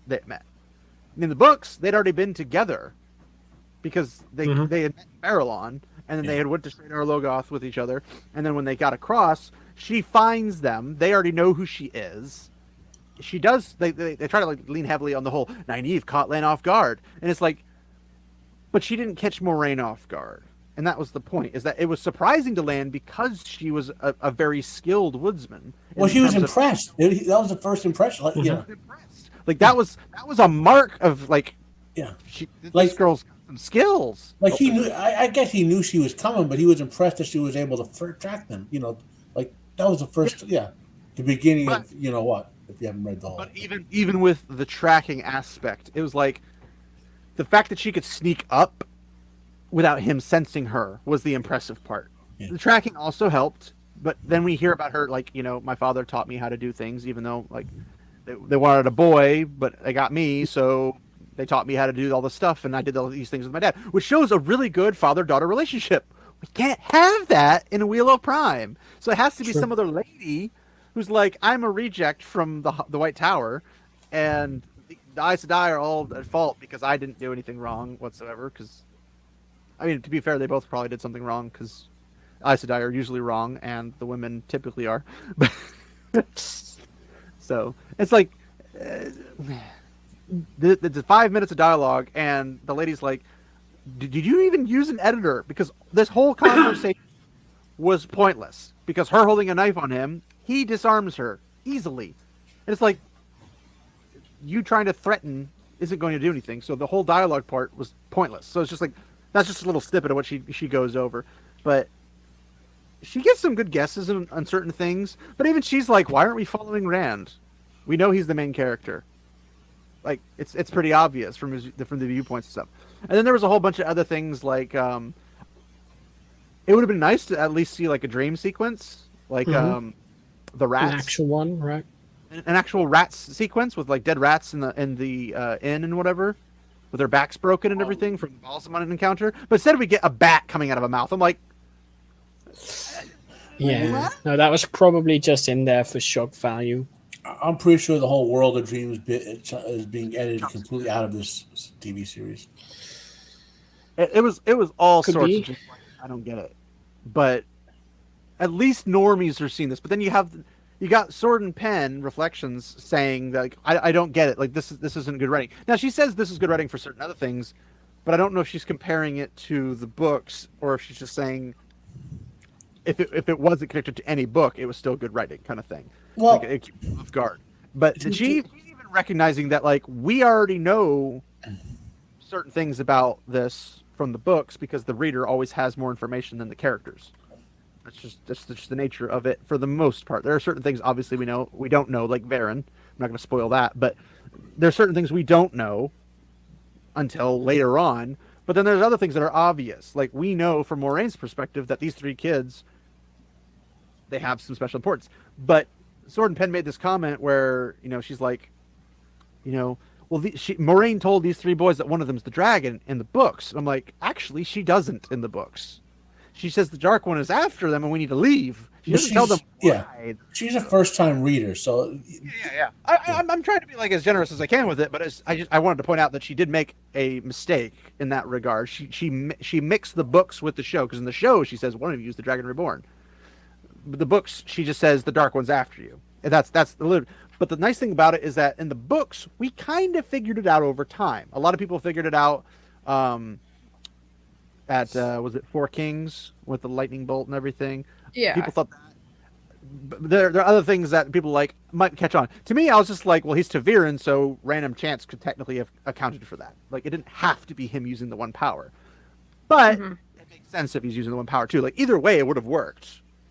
But the one power kind of makes more sense because if it was a lightning bolt, it would have hurt Matt too. It didn't hurt Matt. So he redirected it, and it blew the wall out, took care of the bad guys. That makes sense. So it's like, okay, that's his first channeling. But not everybody on the first read through notices that.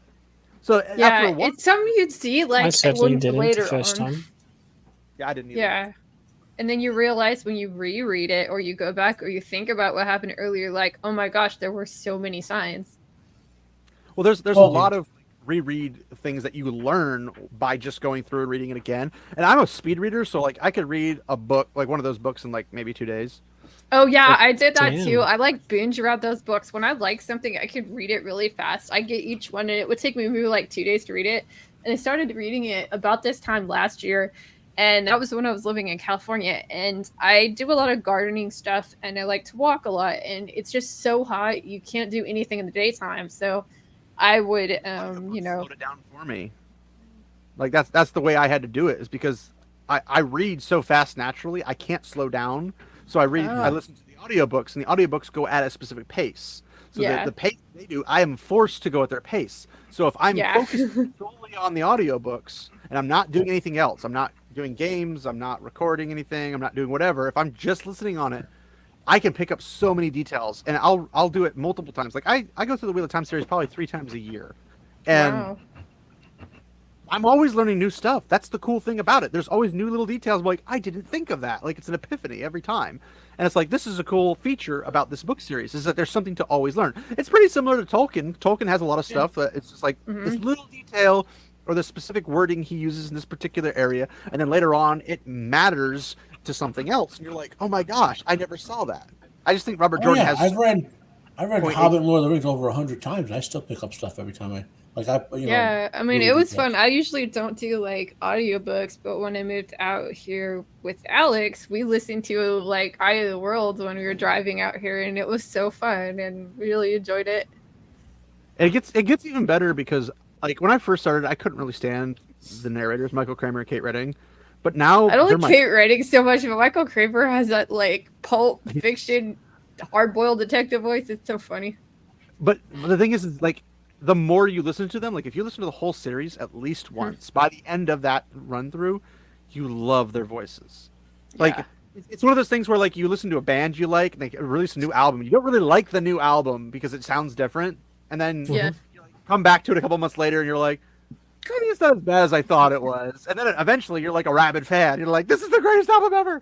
Like, you get that kind of thing from it because. And then people argue and complain about like, oh, well, they didn't get the narration or the enunciation or the pronunciation of the words right, and it's just like but they went when they were at like Gildan, and you know whatever. But when they went to fan expos and stuff like that, fans would say, "Hey, this is actually how you're supposed to pronounce this," and they would adjust. So like throughout the whole series, like they had Mogadine, they had Mogedian, they had a whole bunch of different versions of it. But they were trying their best to adopt as much as the official one as possible. So they get better, but sometimes they get worse because it's not very clear. And I mean, I don't know if any of you tried narration, but it's a lot harder than it sounds.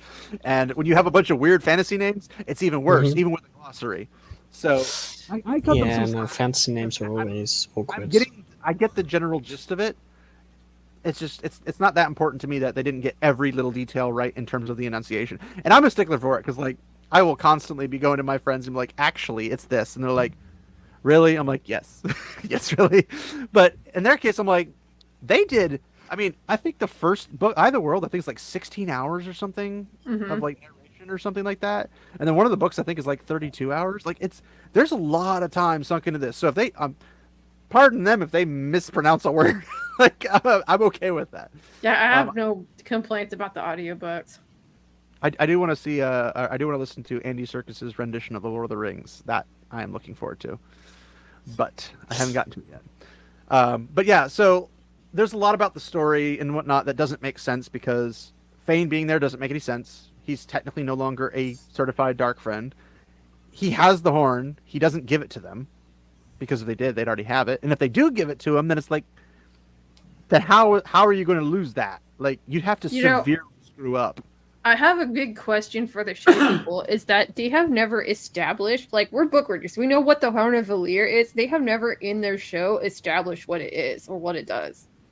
They might have had a throwaway line. I don't remember. I have to go back and watch. Yeah, they said all the way at the end, that's the bloody fucking Horn of Valir or something. Well, yeah, but that's still, just because they say the name, like what is it? It's yeah, no, that's all they said. Like, they don't explain who he is. We don't know what an Ogier is. We don't know why he's a significant or what he knows. It's like... That's a good point, actually. An Ogier is a giant walking broccoli. Yeah. Like, Alex's sister called him Black Hagrid. There's not even... Like, Hagrid's actually big, though. That's the thing. Yeah, like, that's the thing. I know, right? like, Hagrid's huge. That's how big... Like, I mean, I don't think Loyal's... Or like I don't think Ogier are necessarily fat, but they are big. Like they're thick bones, so they're very thick in their ligaments and stuff. But it's like I don't think like they're fat. So I'm imagining him being. Well, it probably could be fat Ogier. Hagrid if he was working out every time. More athletic and younger. Yeah.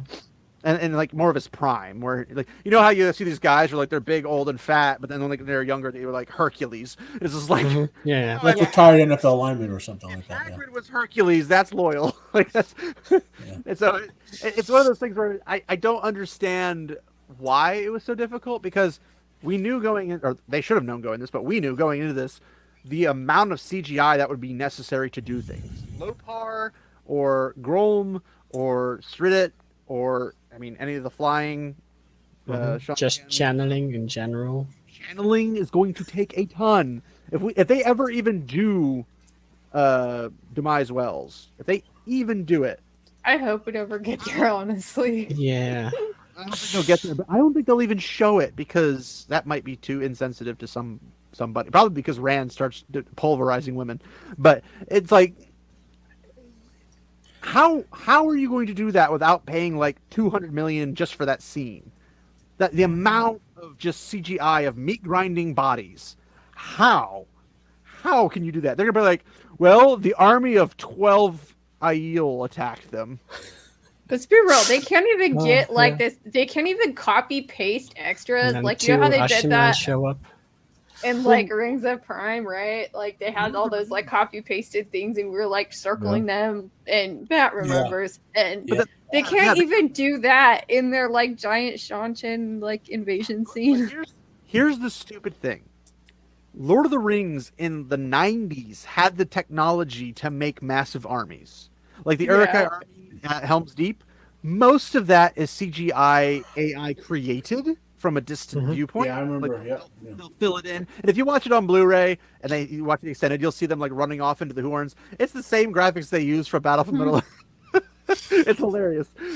But they're doing their little wonky little runs and stuff. But that was AI generated. I'm like, you guys couldn't even use that. That's the 90s technology. How do you not even use that? It's the dumbest thing. I have no idea. It's like, well, we have COVID. I'm like, the program is not going to give you COVID. It's literally not going to. But I don't know. I always prefer practical effects, which is why I believe this should be an anime. Both Lord of the Rings, much that once was is lost. Well, I mean, we didn't really lose it. We forgot it. But that's the problem. But like, you know what's really funny is like, you know how like in at episode 8 and like when Moraine's holding a knife to Rand's throat because that's logical. And they're sitting on what they call the seal of the Dark One's prison, and then you notice in that like extended scene or whatever the heck it is, there's all like the kid is playing on a whole bunch of others like quote unquote seals. Like I'm like whatever. There's supposed to be forsaken seals. Yeah, if you get to the end, there's like 7 of them. Wait, that was supposed to be a seal? One of them is on the ground, the others are on pedestals. Yeah, I'm like, what? I'm like, this is going to be complicated for Logan because unless he has like elephantitis of the balls, I didn't get a fit in his pocket. Well, the funny thing is that the house that they're in, that little star-shaped house, is actually a really well-known house, I believe, in Czechoslovakia. It's like a mansion of some sort, and it's supposedly a tourist trap. And I mean, the house itself looks nice. It's just none of the things that happen. Like, if they're standing on the Seal of the Dark One, it's like you're literally standing on the Seal of the Dark One like 10 miles outside of Shinar, which would be in Malkier. So you're saying Malkier is where they sealed the Dark One? I don't know. Like, nothing makes sense. If you give somebody the Wheel of Time show, like season 1, season 2, and you're like, watch this, let me know what you think. And they're like, man, that was awesome. And then you're like, all right, here's the books. If they don't come back pissed off, they weren't paying attention, or they literally just don't care about anything in life. Like, I don't care if I eat poop for breakfast because I just don't care. We're obviously book fans, right? To varying degrees. You know what I mean? But there are people who read The Wheel of Time who might say, okay, I like it, but I don't ever want to read it again. It was okay. Like what I call okayist for anything. Anyone has an okayist where they like it but don't. That's an okayist. Like I might be an okayist with I don't know. I'm trying to think what I'm an okayist with. Something I read once and enjoyed but never read again. You get what I'm saying, though, right? There's stuff like you can still enjoy something once and never like experience it again and still be like you don't get into it. But we got into say Tolkien or The Wheel of Time or Conan or whatever we got into. I think a lot of people who watch this TV show who like the books but still like the TV show are okayists. Meaning, they're like, makes sense. The book's okay, and the show kind of loosely based on it. It's okay. You know what I mean? Like, I'll give you an example. I love A Song of Ice and Fire. I'm an okayist with the TV show. Yeah, same. I was impressed with the first 4 seasons being as accurate to the books as they were. But I didn't care enough to... I solely watched the first season to watch the internet explosion when Ned died. That's the only reason I watched the first season. That's funny. That's well, fair. you know what's funny with the fandom, though? I think it's just like a different demographic. Because what I've noticed is most people that like Wheel of Time are like my age or slightly younger. Because the books came out in like the 90s and stuff. And the people that tend to like the shows, they don't like the Robert Jordan books as much. And they like the Brandon Sanderson books. And Sanderson is basically like, I know people will fight me about this, but he writes young adult fiction, and that's a very particular audience, and it's a very like different audience than I think Robert Jordan was writing for. So they're definitely like not the same people that like. I wouldn't say they're like the traditional book fans. They're just younger people too. I would say Sanderson did a good enough job with what he was given and not being RJ. I will say that there are noticeable things that like this character doesn't feel the same of this or that way. Sanderson's going to write how he's going to write because that's how all authors write. You write how you can write. You can't write proxy for somebody else. Oh, exactly. I mean, I'm just saying him as an author because You can try I don't and like emulate it, him. you never fully get it now. Nothing. The only thing I ever read by Brandon Sanderson are the Wheel of Time books. None of his Wheel of Time books made me ever want to read his other stuff.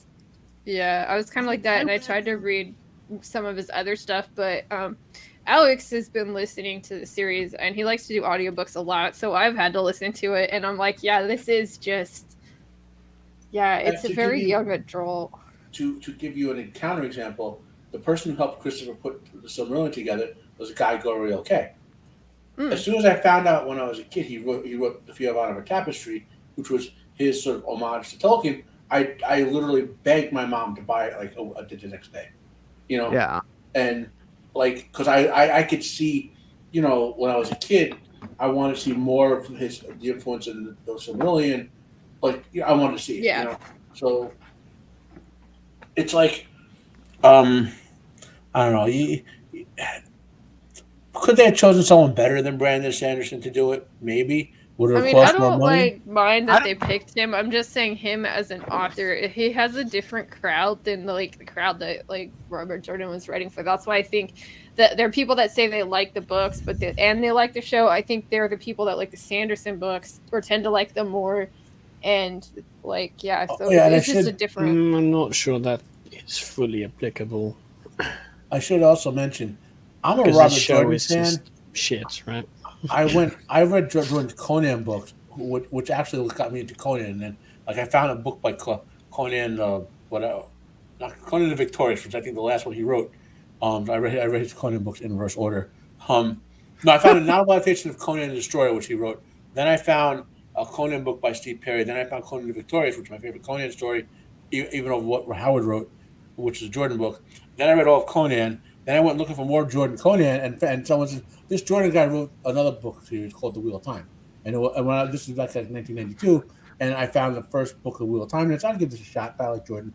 And, you know, then there was a whole bunch of circumstances with health reasons where I didn't read anything for 9 years. And then on the other side there, there's a long story there. Point is, I was a Robert Jordan fan, and it led me to The Wheel of Time. You know what I mean? So he has I wish he had written more fantasy-wise than just Conan and The Wheel of Time. You know what I mean? Have you read Warrior the Alatar? Isn't that the book that was published posthumously or something like that? Yeah. I don't know. Like, it's pretty funny. Like, it's very campy. It's like a mix between elements of Wheel of Time and like Conan. It's a barbarian story, and it's pulpy. It's not a long book. I kind of breezed through it in like a day and a half. Yeah, I'll probably pick it up. And I know he wrote some historical stuff, either historical fiction or... Yeah, I've heard that, and somebody said it was pretty good, so... Yeah. So my problem is I don't like short stories. So, like, I don't want a one-book series. I want... I agree with that. Actually, by the way, so I'm doing my book reviews of The Wheel of Time as I reread it, right? So I just put New Spring is up there. And New Spring, as those of you who remember, came out in a collection of novellas, right? You remember that? Yeah. Right? I don't remember that was one of the best collection of novellas of all time. And it contains the best of the sort of truth series story called Dead of Bones, and well some other great novellas. But the point is, if you want to read some amazing stuff, go get that collection. Right. I know. I'm so mad. I found it in Canada, and it was a tour thing, and it had that story, the story that was New Spring, and it had the stuff that went on to become Fire and Blood, like the Queen and the Princess or whatever that was. I was so mad. I wanted to get it, but it was like a 3-inch thick book, and I did not have room in my suitcase for it. Yeah, I have it packed away, and it has Dead of Bones, which is the novella that led to the Sort of Truth series by Terry Goodkind. Obviously, and it's the best story in the whole series, by the way. Mostly because Yeah. Zed's the best character in the whole series, and even if whether you like the series or not, everyone loves Zed. But and there's like 7 stories in there, and I have to. Not going to go reread it. I'm going to dig it out and reread it, man.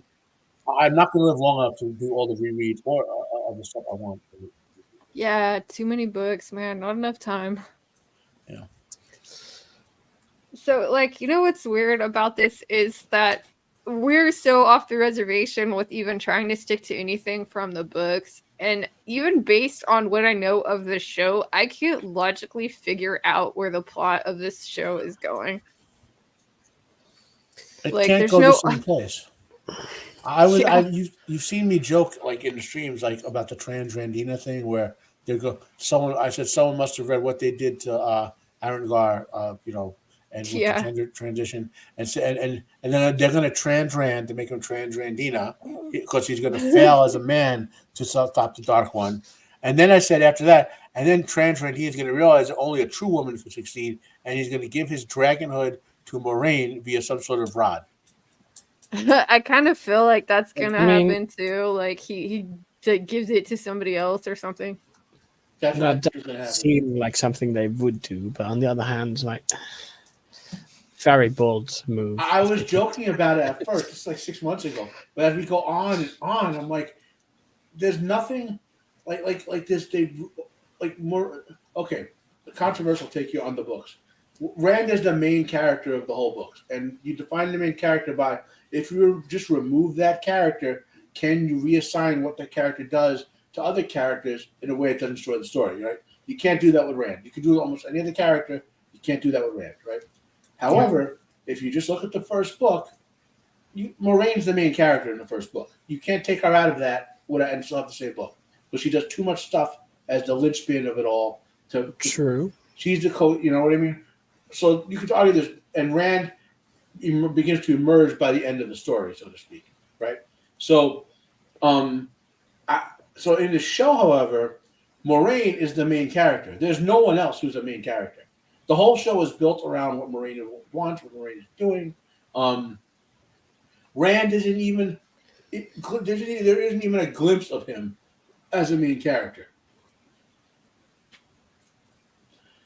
Excuse me. Yeah, no, that's about right. I mean, even the events at the Eye of the World, it made him less of a character than more of a character in the show.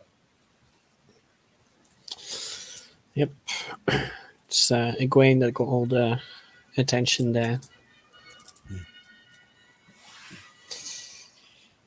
Yeah, this show just makes me mad on so many different levels. Like one of the things that just drives me crazy is, I was in film school and, I'm really doing the best that I can to be the best writer I can be. I'm studying stuff, I'm practicing, I'm watching, I'm looking at things, and I was in a really good internship, that one I was talking about before, where if I said I hated season 8 of Game of Thrones and they would ask me why, and if you're going to say something like that, you need to come with like some kind of a fix it, and how would you fix it? And they're like, okay, come up with some ideas at the end of the day or whatever, and tell us how you'd fix that. And because I knew the series, I could kind of talk to them about it. And yeah, I just think that like there's no way to fix this stuff. Like I can't even imagine where to go with the story. It's like, okay, Moraine's the main character, and I think you have a good point with saying, yeah, she kind of is a main character in the first book, but she certainly isn't in the other books. And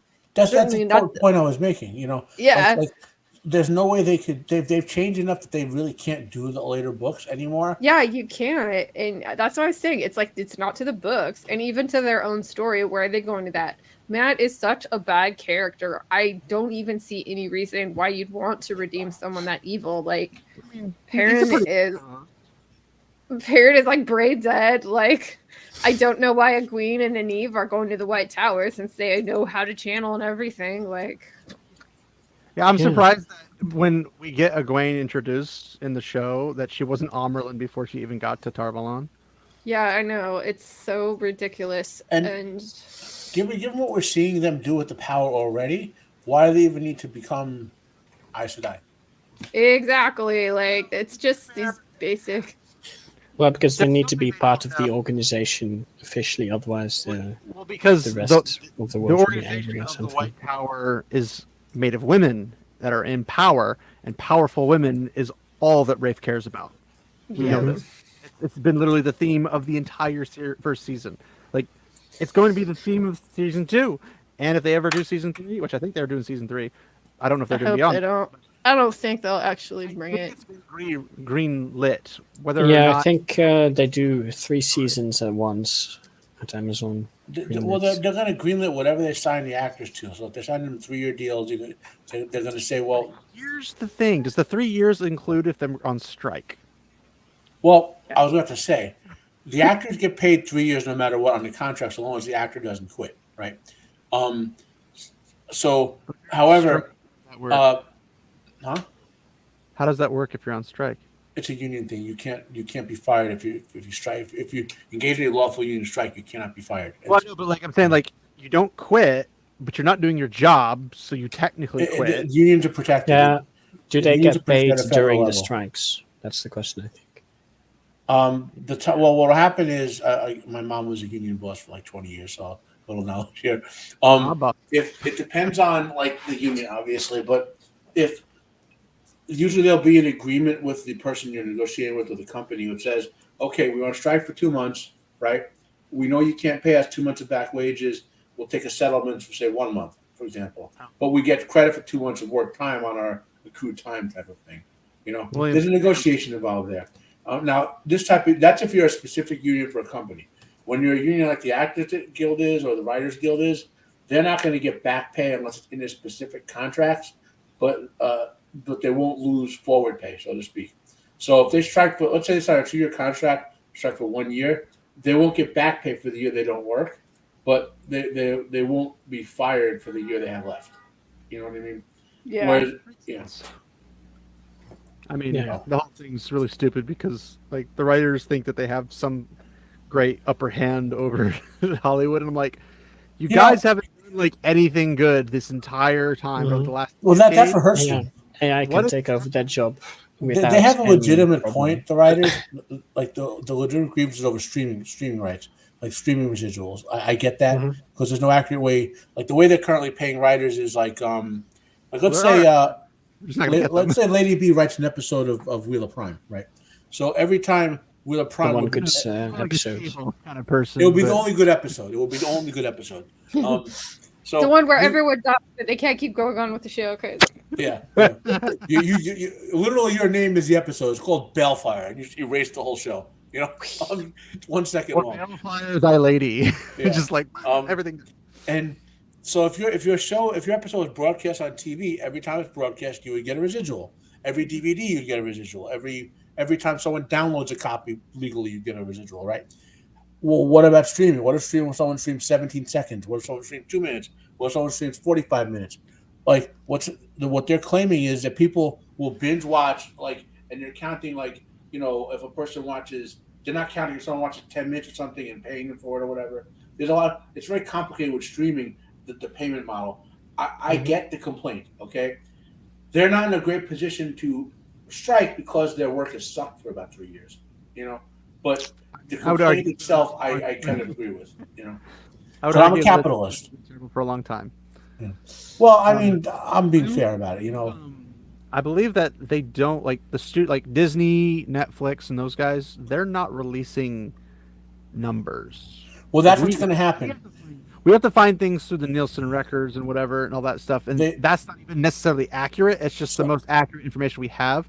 But what I understand is that the studios aren't even going to, like, we're not giving you the actual numbers because then they know it would suck. Some of the numbers come out with the public filings of the SEC and all that, like broad revenue. Like because a lot of times these streaming services are separate corporations, so they have to, and they're public, so they have to say my like Matt X, the streaming service, made $40 billion. I have to file that with the SEC. You know what I mean? Yeah, but what's happening now and part of the demand is that you make all streaming information public, so we can like open like I think they want to do that because their whole business model will just disintegrate. I'm not disagreeing. I'm just saying that you learn a lot about this stuff if you read the business side, like the. Oh yeah, I financial used to news, read you know what I that mean? like all the time. Yeah. Like I've never gotten how like they ever. I mean, all the streaming thing was always based on a constant acquisition of new viewers, right? And then in like the last couple of years, it's like the market Yes, that's has capped possible. out. Yeah, in like North America and South America too, and there are Well, very many. the streaming market got complicated because all the cable companies became internet providers with a streaming service. So, Yep. like, if you have Comcast Internet, and then you have the Comcast streaming service broadcast directly to your cable box, right? Like, I have Xfinity, not Xfinity. I have Fios, so I have the Fios Internet, and I have a Fios cable box, which I don't use it at all because I don't use this. I just use the internet part of it. But technically, I have access to their streaming service if I want to go to a web browser or whatever. You know what I mean? And when they originally made Netflix and Disney Plus was they would offer their streaming service to these ISPs to give content to people. But then all this massive competition came in from all the ISPs themselves making their own streaming services out of it. You know? Mule makes a good point that the market can't set a fair price if the streaming numbers are unknown, and so Yeah. far they've been heavily unknown. That's And I'm surprised because here's the thing: Disney, Netflix, all them, they will fight tooth and nail to never release the accurate stuff because if they do, they will get sued by their shareholders. Yeah. The stockholders. Because the stockholders are like, we should be making lots of money, but you're losing billions of dollars. Like I think they lost 1.2 billion off the last 10 Disney movies or something. It's like that's a lot of money that the shareholders lost in this effect. And if they tell them nobody watched our stuff because it sucks, they'd be like, then why am I paying you? Why am I part of your company? Why am I trying to make money off of you when you can't make money? Like And it's interesting. I think what's going to happen with a lot of things like Wheel of Time that are still quote unquote in production is that like the production is just going to run out of money. I mean, when you make a film or a TV series or something, it's all you're basically just renting out things for like maybe a year at most. All of your facilities that you're at, your offices, the people that you have working for you. There's lots of temp workers. The industry is very like contract work focused, so it's like they can't keep paying everyone forever, and so okay, maybe we have to pay the actors or contracts or whatever, but we're gonna let go all of the tradespeople and stuff, and I think that's like gonna be the end of a lot of really crappy TV shows, hopefully. Well, we already know that Disney's canceled, I want to say it's upwards like 20 shows or something, 20 releases, whether it be shows or movies. Like they've canceled a lot. Then they've also canceled stuff they've already released, like Willow and those guys that nobody talks about because they were horrible. Like they're all I've they're forgotten about that. which Thanks I was for always reminding funny. me. You're welcome. Always happy to help. They're like, it costs us money to post this. I'm like, how does it cost you money? You own it. It can't cost you money. They're using it as a tax write-off. But like they're arguing like, oh, but if you, the company, owns it, you posting it, you're paying for servers for people to watch. That's literally all you're paying for at this point. You've already paid for everything else. It's all paid for. Well, if they paid it off. Well, the reason they've had to pay for it because they don't have one big corporation. They have one corporation owns like 300 little corporations. So because they're all public, when you have, let's say you have Disney Plus is one company, right? It's really 15 because it's like multiple every country. But there's Disney Plus US, Disney Plus Canada, and all that. But keeping it simple, right? And let's say one of your movie companies like Marvel Studios makes a movie, right? Well, because they're a separate public company, whenever they put a movie on Disney Plus, even though technically Disney owns it, Disney Plus has to negotiate an agreement with the Marvel, and because they're public companies, they have to be fair to other public companies like Amazon Video and Netflix and all that. You know, it's overly complicated because of corporate structures. Like this is a hostage video. Yeah. The cat does not approve of a friend This of is Ishmael. Lanfear, actually. Her name is What actually is- Lanfear. Oh my gosh, she's precious. Oh my goodness, I love cats. more I like a especially love dog. black cats. Yeah, she's my dog. She loves me more than anybody else in this house. Aw. And I don't know why, because I've always been a dog person. But she acts more like a dog. So there's that. But yes, I just want Lanfear came to say hi. Maybe her, Oh, her she's so cat mind cute. control parasites have set most in you. You know. I am Well, Squirrel Man. I can talk to animals. That's yeah, real well, thing. Cats have mind control parasites. they do, yeah. Well, anyways, guys, I have to get going. I have Thank some you, Lady things B. that I need to do this time, but thank you for having me on. It was nice. Oh, you have a dog, too. Oh my god, your cat can change shape! Oh my god! It's using channeling or weaving illusion. Mask and Mirror, there we go. There you go, Mask of Mirrors. This is Max, but yes. Oh, he's cute. Yeah, Yeah, he's everyone today. he's a very mutt, cute. but he's adorable. He's also skittish and terrified of everything and everyone.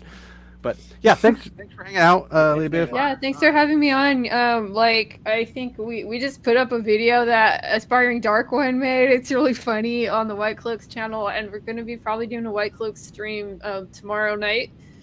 And I made the thumbnail, and Alex got to set up the other stuff. So, don't you guys post on Fridays too? not really. Like, Because we I mean, just do.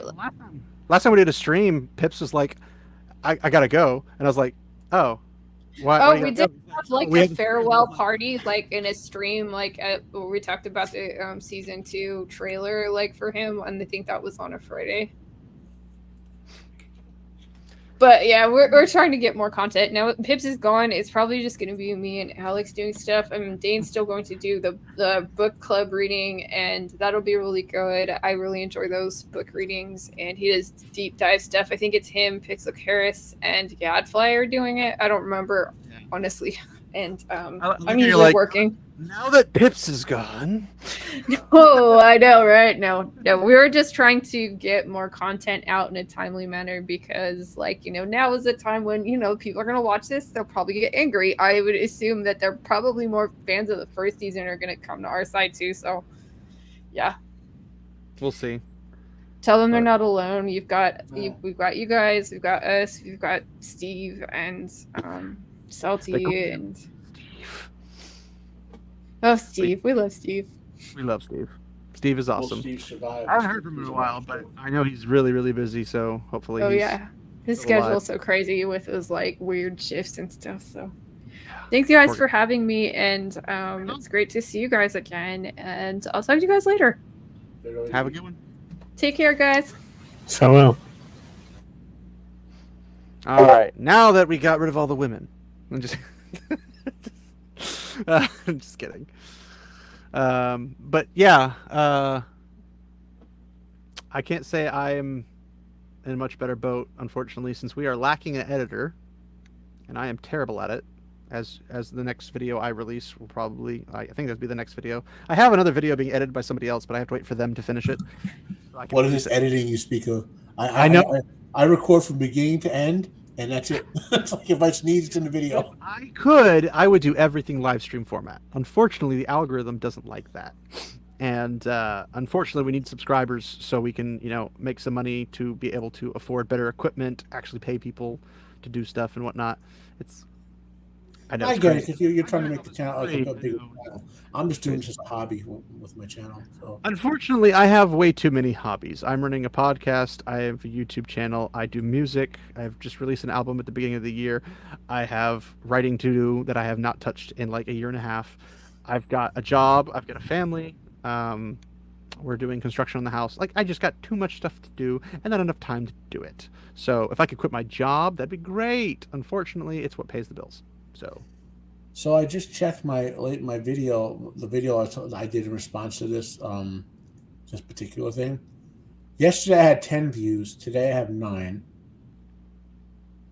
How does someone unview something? I mean, I wish I could unview the time series. Yeah. You were saying, Sage? Oh no, I was just giving a hypothetical reason for how one does that, and I said magic. Because that works, I guess. You just imagine there was 10 views because you were wishful thinking it. The only way they could have made this like 2-minute sequence better is if they got the kid to play later, play the little girl. It's the only way. And then Bells will hit her and to sneak her past the Darkfriends. What would have been really funny is if the little girl accidentally poisoned everyone at the table. That would have been great. Just be like, This little girl accidentally spilled like poison into each of the cups, and then the cups get delivered, and they all die. She's And like, she goes. The Tinkers remember. The Tinkers remember. "Tinkers always remember." But yeah, I think just to wrap it up, so I don't keep you guys here all day. I gotta go do some stuff as well. But the entirety of this Darkfriend social was just, it was weird because none of it made any sense, even in the context of the story they gave us. Like, we haven't even seen Fane be Fane. We've seen Fane be a Darkfriend. We haven't seen him be. To be fair, we also haven't really seen that much of the Darkfriend social. Yes, but the Darkfriend social was very short to begin with. Like, it was a prologue in what, book 2? I want to say. Is it book 2? I'm thinking. Yeah, book 2, Great Hunt, first prologue thingy. No, the first prologue. Was there 2? Well, you know, sometimes there are. Yeah, we call them chapter 1. Well, the interesting. Okay. Well, one more question we can ask about this before we go. So, what do we think they're going to do with? I guess you would say Ishmael's new minion. Like, is she gonna become like an evil child character? Like, Minion? where are they gonna take this angle? What minion? The little girl. She's not going to be part of the rest of the story. No, Yeah, why no, I would don't think that's so what I'm getting at. If they did this, where he's clearly not just going to kill her or feed her the Trollocs, right? Which was funny watching Steve's video where everyone was like, feed her to the Trollocs! Her mom's allegedly a big-wig Darkfriend who can show up at a Darkfriend social with all the big bads. So apparently Tinkers have positions of power. Well, but if True, they're but gonna why show would Ishmael- you bring your child to a Darkfriend gathering? Because you're a Darkfriend and you're stupid. And you were written stupid by Good points. Darkfriends. Good You're- point. My point I'm asking is, if they gave us this scene, right, where Ishmael is being nice to this kid and he's an evil guy, that means obviously something evil. This child's be out evil some way. Why would they do this? Like, are they gonna? Is this character gonna grow up to be an evil minion? Do they think would it? Because if they don't reuse this character, all they're saying is we're depicting Ishmael as a groomer. See, I want to see this. Well, I don't think it's grooming. I would say he's probably trying to influence her to be a Darkfriend. That would make Well, sense. that grooming doesn't just mean sexual. Grooming means like when you're a CEO. You're The grooming, context matters too, though. but point at the word grooming. Now we only use it because of what they're doing. But Grooming. yeah, but Yeah. like historically, like when you let's say you were the CEO and you would groom your successor.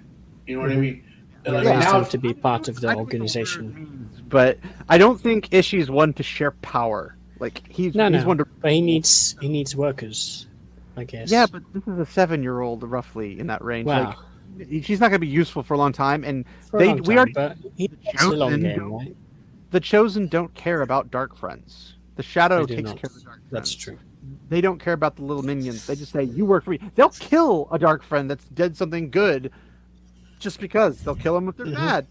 Well, that's how the Dark One has them all set up. They're all competitive. It's like the Sith, Well, I know, but I'm talking I'm talking the Chosen with like a peon. I'm not talking a Chosen with a Chosen. They're competitive with each other. They're not like, even if a Darkfriend is working for one of the Chosen and the other Chosen shows up, like they don't care that you're working for the other one. You're now working for me because I'm here. That's the competitive aspect. The peon's the one who's going to get screwed, but the peons are disposable in the sight of the Forsaken. That's the thing. They are disposable. Okay, him- so maybe I'm thinking because of better writing. In Maybe in they Terry- they put her in Rand's way at some point, and then he kills her. okay, so in for Wizard's the First Rule, the first Sword of Resurrection Truth scene book, that doesn't work. right? Terry Goodwin had a little kid character who was kind of groomed, but not like by the evil queen, so to speak, to be a friend of our kid. But he used that character to convey something of a device somewhere else. Okay, like it was a constructive use of a little kid character to do something that was put in a negative position, so to speak, right? So I'm trying to say, well, I mean, the problem is, I guess my instincts are that is to think of good writing style stuff, whereas they don't have that. So they're just doing this for they thought it would be cool, or whatever. I guess there's no. Well, I like Mules. Yeah, and I that definitely wish I seems was in the writing room when they decided the best way to frame the Darkfriend social was from the point of view of a 7-year-old girl. I wonder what the next best idea was. The first thing that popped in my head, but before I get to that, I wanted to point out a teen Van Jix, a Trolloc wandering inside and asking if he could use the bathroom. The restroom was great. But I think, personally, the next best thing would be the Kool-Aid Man breaking through the wall and go, oh, yeah. It's just like that would have been way more amazing as a season finale than anything they could write, even if it was as unrealistic as all get out, because the rest of the series, let's be honest, has been unrealistic so far. So I think that would be hilarious.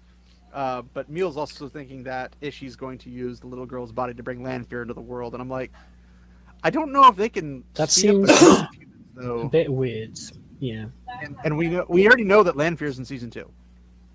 I don't know why they picked the lady they picked, because she's not at all what I would picture for like the most beautiful man in the world. Well, none of them are. I mean, No, Lanfear was a man. Welcome to Hollywood 2023. Damn. isn't Yeah. Leandrin supposed to be insanely attractive? You know, if I remember She's correctly? supposed to be a drop dead gorgeous beauty. Yeah. Like the You know- most beautiful. Like she's supposed to make the Bear Lane from Mayenne like look like a tramp. Like it's supposed to be non-comparable. Not to debase the content, but if there was one character, like, okay, like I would like to, sort of a nail, so to speak, it will be Leandrin, the way they describe her. That's a good point, yeah, from Yeah. So- There's so many things that could go with it, but my favorite points to look at it were like, we see who they are. How did the Shan lady get from point A to point B without literally being summoned? Which, to be fair, the Darkfriend social in the books gets them there through like magical portals of sorts of some kind. Like they don't really explain it; they just say like they showed up, they got there. Mhm. Like Bors goes through. yeah, but they Boomy's could also have back. just walked there, right? Maybe Well, the they thing got a is, letter. we haven't seen any type of gateway travel, which would be the only logical thing that they'd have, because they don't have the skimming aspect or whatever. No, but they can't have been brought through gateways because standard Black Aja would know how to use gateways. Not if it was the men doing it. Fair. You have Ravine, you have Bilal, you have Ishi. I mean, you've got people. But the other thing is was the Darkfriend social Tele-Runriad? Was it in person? Was it actual location? I don't remember it actually. No, it doesn't say. Okay. They just If it Bors was in says he got Tele-Runriad, summoned, and that was it. If it wasn't Tele-Runriad, the little girl being there would make sense. But I mean, from a storytelling point of view, she wandered into a bad dream. But the thing is that we see her mom's clothes. We know she's there. No, I know that. Well, I get that. Well, maybe because she found her mom in the dream. I'm not speculating because I'm trying to make the scene work better than they did. There's no making this work. it's as bad as we thought it was. So. Well, of course there is no way to make it work. Literally, the entire. I don't know if they can make it worse. Like it's been literally the worst thing every time. I'm just like, I mean, this is like on levels of like Darth Vader trading sword blows with John Wick on the sun, with a solar flare hits them and they just like wash it off like water. Like the level of realism is not there. Nothing makes sense. Nothing lines up. Even if you were to separate it completely from Wheel of Time, it's still bad writing. It still has nothing to do with anything. Like nothing adds up. We don't know why anything's happening. We just know girl boss, men stupid. That's literally it. Well, yeah, because I go through my reread out of the world. I keep thinking all the crap they put in it wasn't in the book, and like my favorite chapter from the whole book, I think it's like chapter 6. It's when Rand is carrying Tam to the village. There's like 2 chapters he does it, I think, and it's like the. Anyway, I'm like, this is like the best chapter in the whole damn book, and it's nowhere in this show. You know, well, it's on the end in the flashback. Wait, you could have done a whole episode with that chapter. Literally, Yeah, I know. You know, but technically it's there, somewhat. so is the word "side-in" somewhat. Fair enough. Fair enough. I don't know how they're gonna do anything because Ruidion and pretty much all the magical places, the Shodan Call, all of them. Like, how are you going to do this? Since so far everything you've done has been trash, and that's just literally like, I mean, we already know that they use the same set from Shader Logoth, Shadowlargoth in Tarvalon. Shitty look ass. Like it's literally the same set. That's what it sounds like when you enter Tarvalon, right there. Nice. Do you think they will use the same one also for Camelin if that ever shows up? I don't think they're going to bring Camelin into this. We know we're going to get Kyrian, but I don't think we're going to get Camelin. I don't know why they don't have a set for each of the major cities. Like, so much happens in so many places. You just build one set and you use them over and over again for all the seasons. Like, that makes sense. But that they're going to use the same... Okay, different question. Okay. Are we going to think they will use the same set for Carrion? No, because they're actually using like a city or something for that. Oh, okay. Like, I don't know if you remember the season 2. Maybe they ran out of money. That's well, they built the Foregate out of wood because the Foregate was technically built out of wood, although it technically had some stone in certain areas, but it was a majority wood. So they basically had, if you go back to one of our season 2 reactions or whatever, they had little clips and stuff. One of them was of the Foregate, and it's outside of like an actual castle wall kind of thing. Oh, that scene. So yeah. I think there's going to be an actual, like, I don't know if it's a castle or if it's a city. That's the difference. I don't know, but I would say it's possible that they used it. I mean, I don't know what city would have narrow streets like that. If it's a major city, like Aridhol was supposed to be a massive city. Tarvalon's supposed to be moderately massive. Like it's compacted, but it's still massive. Like it's not a little island; it's a big island. So I don't know what they're planning on doing. I would not be shocked if they did. But it's clearly styrofoam made. It's clearly not very well made, and it's clear that it's the same thing. Like you literally take a shot of Shadowlargoth and Tarvalon. You can see the same corners and everything. Like it's freaky weird how dumb it looks. It's like when they go into the tower, they use the same Warder Hall tower area for like 8 different things. You're like rooms, yeah. But it's the same room over and over. Like the room that Nynaeve takes on 2 warders with a sword and dances around them like a blade master is the same room that they have, the Amerlin seat deal judgment on Moraine. Like, do you only have 2 studio rooms? Like, is this it? Also, they changed that room for the 2nd season, right? When Rand shows up in the trailer, the Amerlin seat room is different. Like, why? Assuming that's because the only time Rand ever goes to Tarvalon is the last book. I'm pretty sure, or is it the book before last book? I don't remember. The last books. In the last bit, he shows up to basically say, "Hey, Egwene, this is what needs to be done." She's like, "No," and I'm like, "I'm having flashbacks from Luce Theron Telamon and biggest dickus over here, the female," and it's like, it's all frustrating. I have so many frustrating feelings about this, but I guess we can leave that there. You guys know the books more than me. So did they indicate that Egwene was the reincarnation of the idiot? No, not at all. There was no. The only reincarnation outside of obviously Arengar and Osengar was Luce Theron Telamon that we know of. Now Matt wasn't a reincarnation, but he was like a hard drive shoved into his head.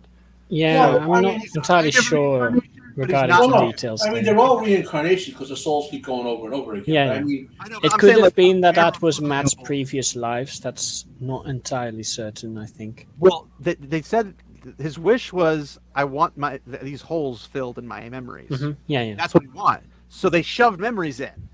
But exactly, but it's not necessarily clear or not it's his previous life memories or just random people's memories. I like I said, I don't know. They were all generals, though. That's the thing. They were all generals, Which it'd be very weird to have one person be all generals throughout history. But maybe if we go back to the theory where Matt is actually bound to the horn, and that he every time gets reincarnated in someone who will be a general at some point. Well, see, he makes a point there that, like I said, it wasn't officially confirmed in any way, obviously. I don't know if Jordan ever said anything about it, but I always got the impression that even if she wasn't a direct reincarnation of the person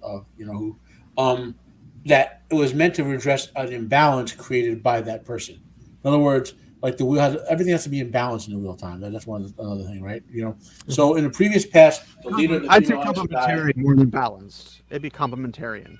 Like men and women complement each other, Sidene and Sidar complement each other. Like it's always a complementation of it. It's not necessarily Exactly. balanced, because if it was balanced, you wouldn't have 13 Forsaken versus hundreds of Aes Sedai. That's not balanced. well, no, Well, balance no, but they means- also have the Dreadlords. balance doesn't mean equalization Not of many of forces, not equalization of numbers. Fair enough. So, you know.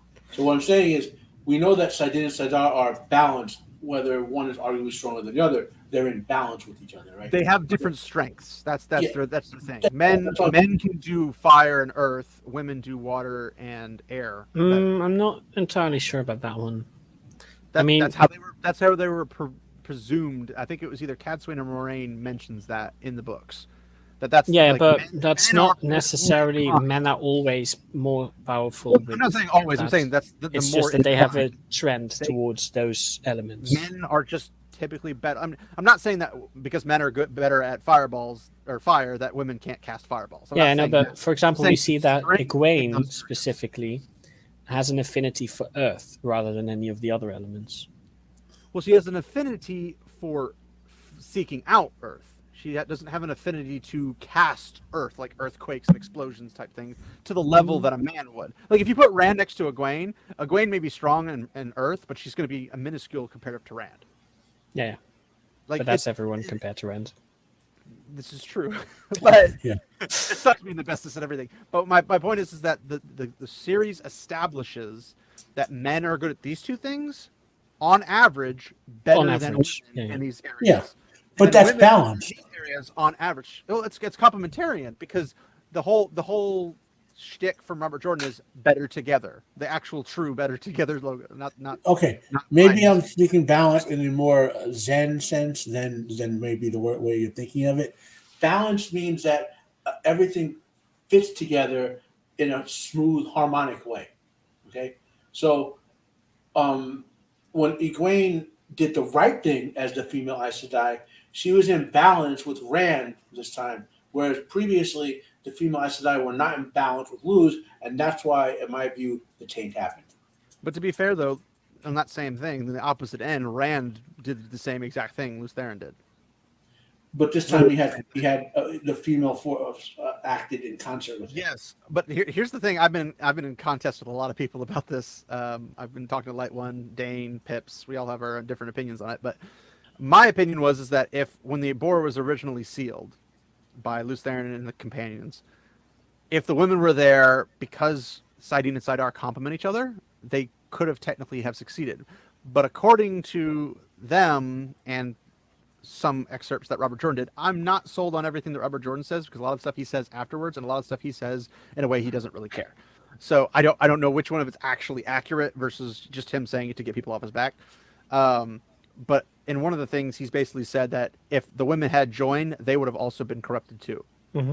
And it's like, so both of them together would have been stronger, but the taint was like a backlash. But at the same time, I'm thinking like it was allegedly an unintended backlash. So It okay, wasn't so here's what I intended mean. to happen. Obviously, this comes down No, to no, because he you- specifically needs to use the Dark One's own power as a sort of shields. Yeah, to he prevent uses Ishii as a buffer against the dark, like a filter, I should say, from the Dark One. Which, here's the thing: if all it takes, and this is my argument for why that just doesn't make sense, and why I don't think it was fully sealed, airtight when they did this. But my opinion is that if the Dark One hits the taint, right, and we know it hits the taint, and that the backlash did happen, why, when one of the female Forsaken pop out, does he not just be like, channel at me, I'm going to remove your protection, I'm going to taint the female side, they're going to go insane, do another breaking, no one's going to stop me from getting out. I don't I'll think. shield you back up. Good I point. don't Maybe think- it's the volume involved in. Doesn't The matter. channeling. All it has to do, because the 100 companions, while they were the strongest, is actually like 129 companions plus Rand See- or Theron. But the volume, there wasn't that many of them. There was a lot more channelers in the Age of Legends than there are after the Age of Legends. Well, But the volume doesn't matter. It was the link to it. The link to the one point. power is what got tainted, not the volume. It's not like there's a pool and they pull from it and this is out. Guess we got to go dip into the tainted stuff. No, it's just the connection, because if you remember from Eye of the World, when Ishii and Rand are above Tarwin's Gap fighting, there's that pulse of light coming out of Rand and the pulse of darkness coming out of Ishii. That pulse of light is his connection to the one power. So when they get blasted up front, their connection, it goes straight down the pipeline to the source, the male half. The male half gets corrupted. The male half is now corrupted. The female half is not. I don't think the female half can be corrupted. True, but on the other hand, we I never don't see think the those female half can be lines corrupted. ever again. So Why would the female half not be corrupted? Okay, think about the nature of the male and female half. The male half has to be controlled, willpower, therefore it can be controlled, right? To deal with the female half, you have to sort of surrender to it. Can the Dark One surrender to anything? No. This isn't about wielding. This is about a person who's using that connection. Well, okay, yes, but for the Dark One to paint it, he has to interact with it. Okay, No, he can no, he impose his will on. I just puts a Sidin. layer on top of it. Well, here's the thing: is that he didn't directly corrupt and taint Sidine. It wasn't a direct choice. It was an aspect of backlash. It wasn't intended to happen.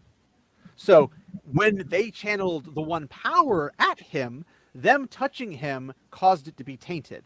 He didn't directly have any causation to it. So if a woman came in and channeled directly at him, the same effect is assumed to happen, because Sidine and Sidar, how they are utilized, whether women surrendering, men grabbing, taking control, Torrent River versus Serene Creek or River, the difference isn't that how they are achieved. The difference is that they touched the true if source. Sidar could be corrupted, it would have been corrupted when it was when you tried to cleanse it. Nope. Because they were using the tainted side. Because the tainted side and the put it this way: if you pour a clean cup of water into a tainted cup of water, the clean cup doesn't get tainted.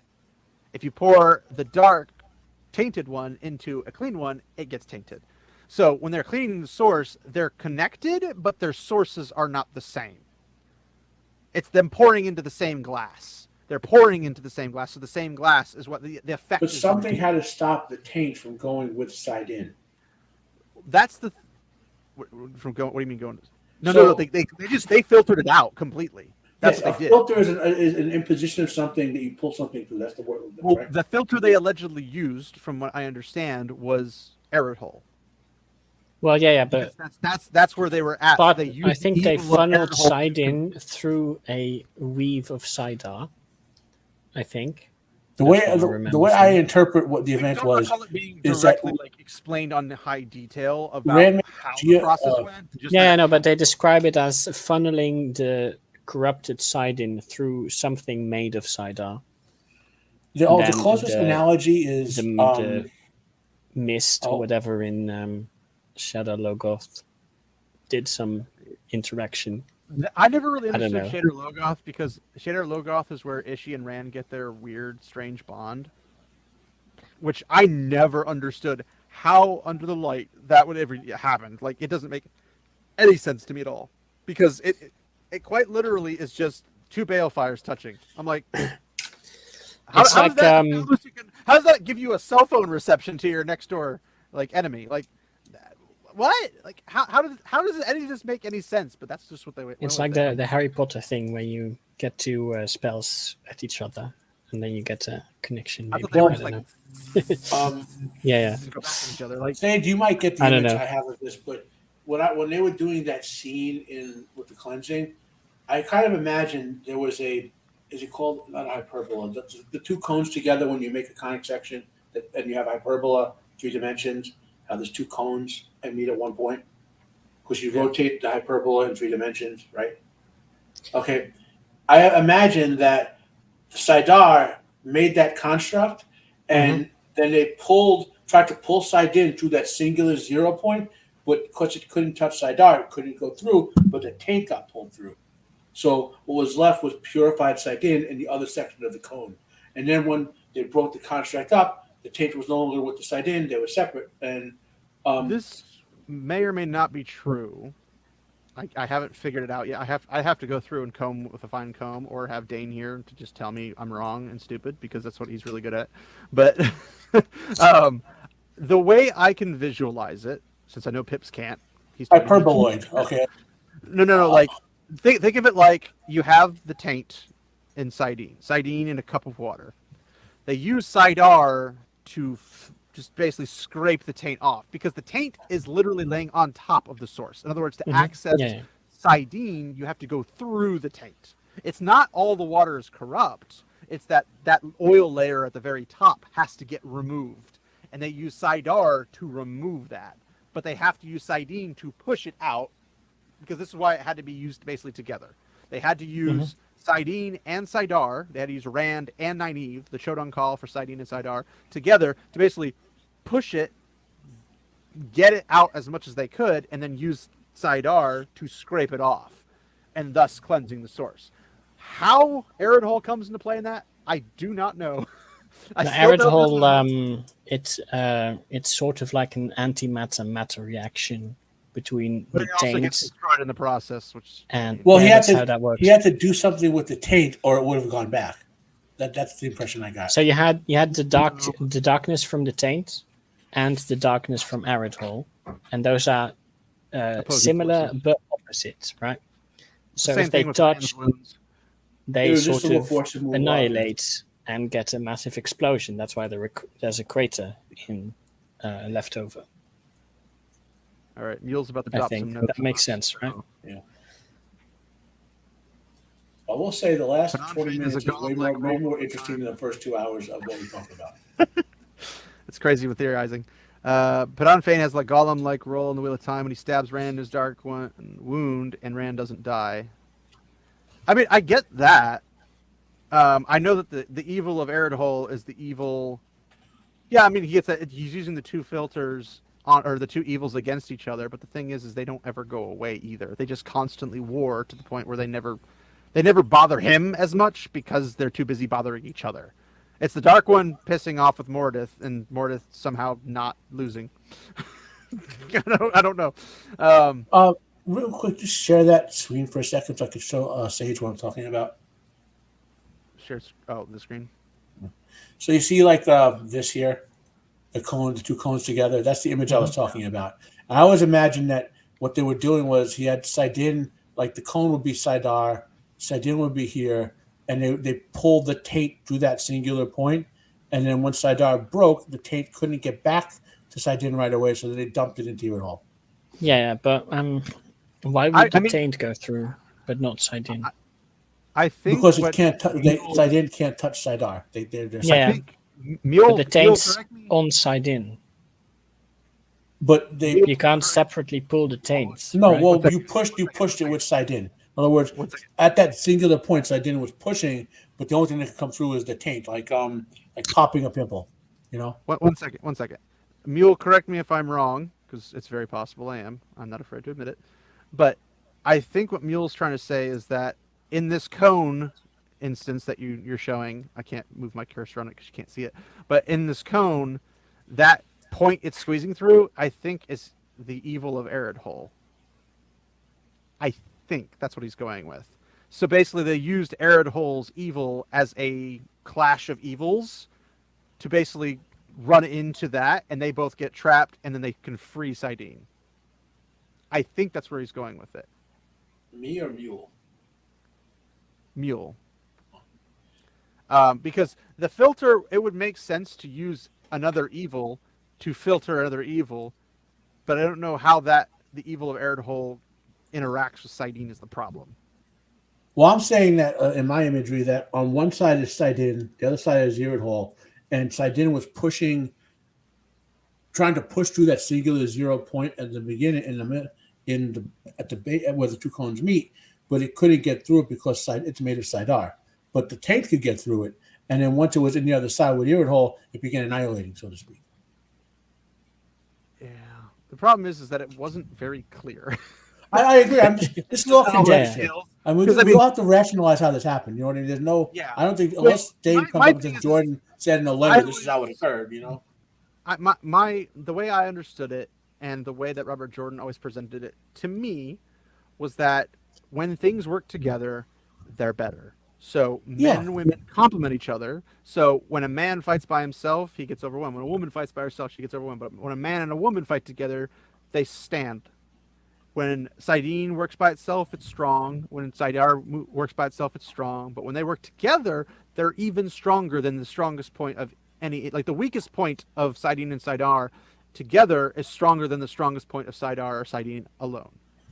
And the way I was seeing that was like, if you go with 100 companions, but you have the female Aes Sedai and the male Aes Sedai working in tandem to fight this, then by default, they would be stronger and be strong enough to repel the Dark One, seal him in the bore, and call it a night. That's my understanding. However, with Robert Jordan getting in on it, and I could probably read it since I have it in Discord, if I can find it specifically. We did a lot of talking about it. While you're looking, Robert Jordan here. So the question is, why Saidin, why not Saidar was tainted? Robert Jordan responded, because there were only men in the party that made up the party that made up the strike at Sheol Ghul. That were at setting the seals. In the act of setting the seals, there was a backblast that affected people doing this.